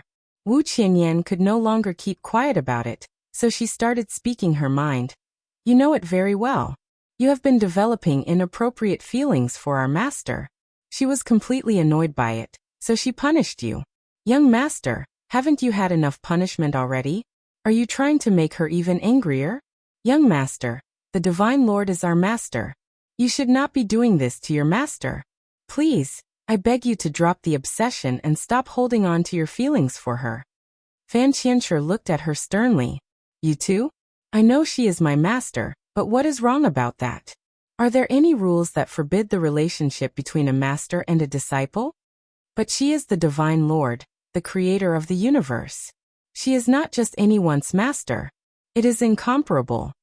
Fan Qianshi answered scornfully. So what if she is the creator of the universe? To me, she is not only my master but a woman as well. I am the only man for her, and she is the only woman for me.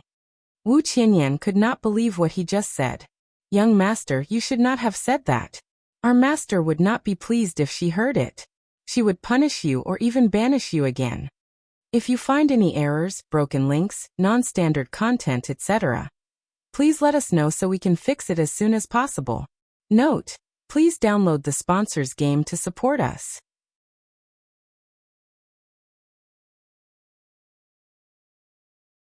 Fan Qianshi was triggered.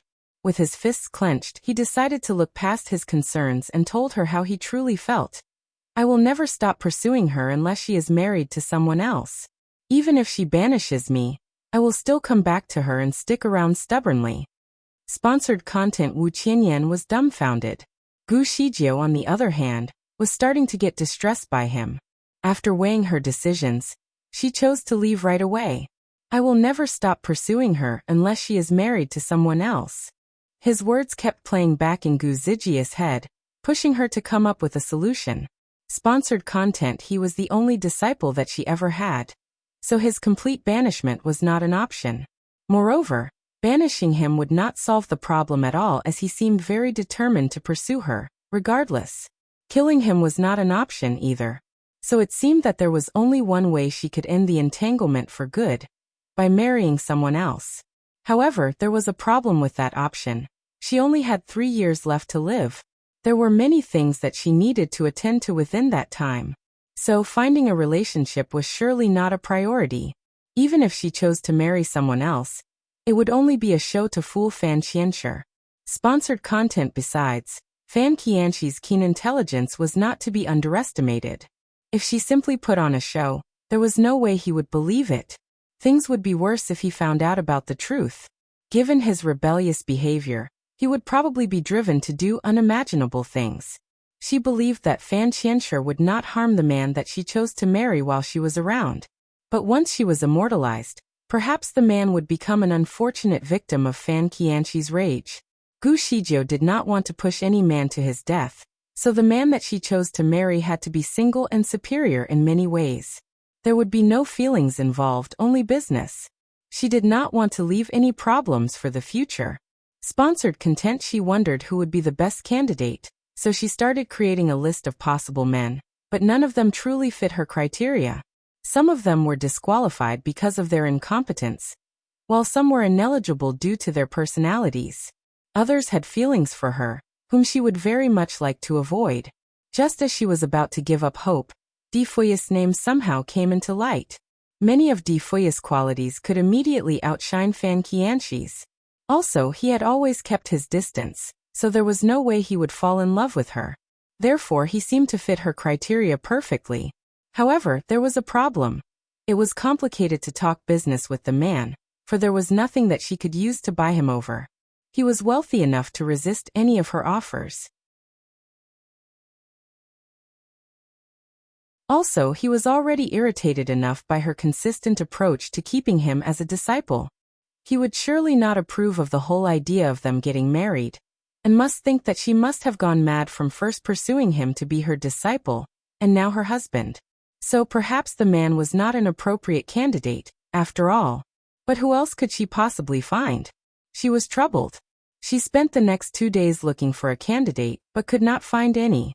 It was now time for her to pay her dues by accompanying De Fui into the Devil Kingdom.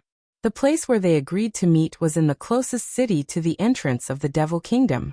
The devil aura in the kingdom was powerful, and would be harmful to anyone who was not a part of the Devil Kingdom. As an outsider, one must obtain a special kind of material, known as the devil-resisting herb, to protect themselves from the devil aura. Nevertheless, Since Gu Shijie was the creator of the universe, she was born with an extraordinary physique that was immune to the devil aura and did not need the herb. Di Fui was different from her, so he would still need it. Hence, it hardly surprised her that he chose to meet in the city. If you find any errors, broken links, non-standard content, etc., please let us know so we can fix it as soon as possible. Note: please download the sponsors game to support us. You're tuning in to the Li Mei's Wuxia Whispers YouTube channel. We're so grateful for your support, and don't forget to subscribe to join us on this incredible journey through captivating stories. Your generosity through donations truly makes a world of difference, as it's the primary source of revenue that allows me to expand and enhance this channel for you. Thank you from the bottom of my heart for being a part of this adventure.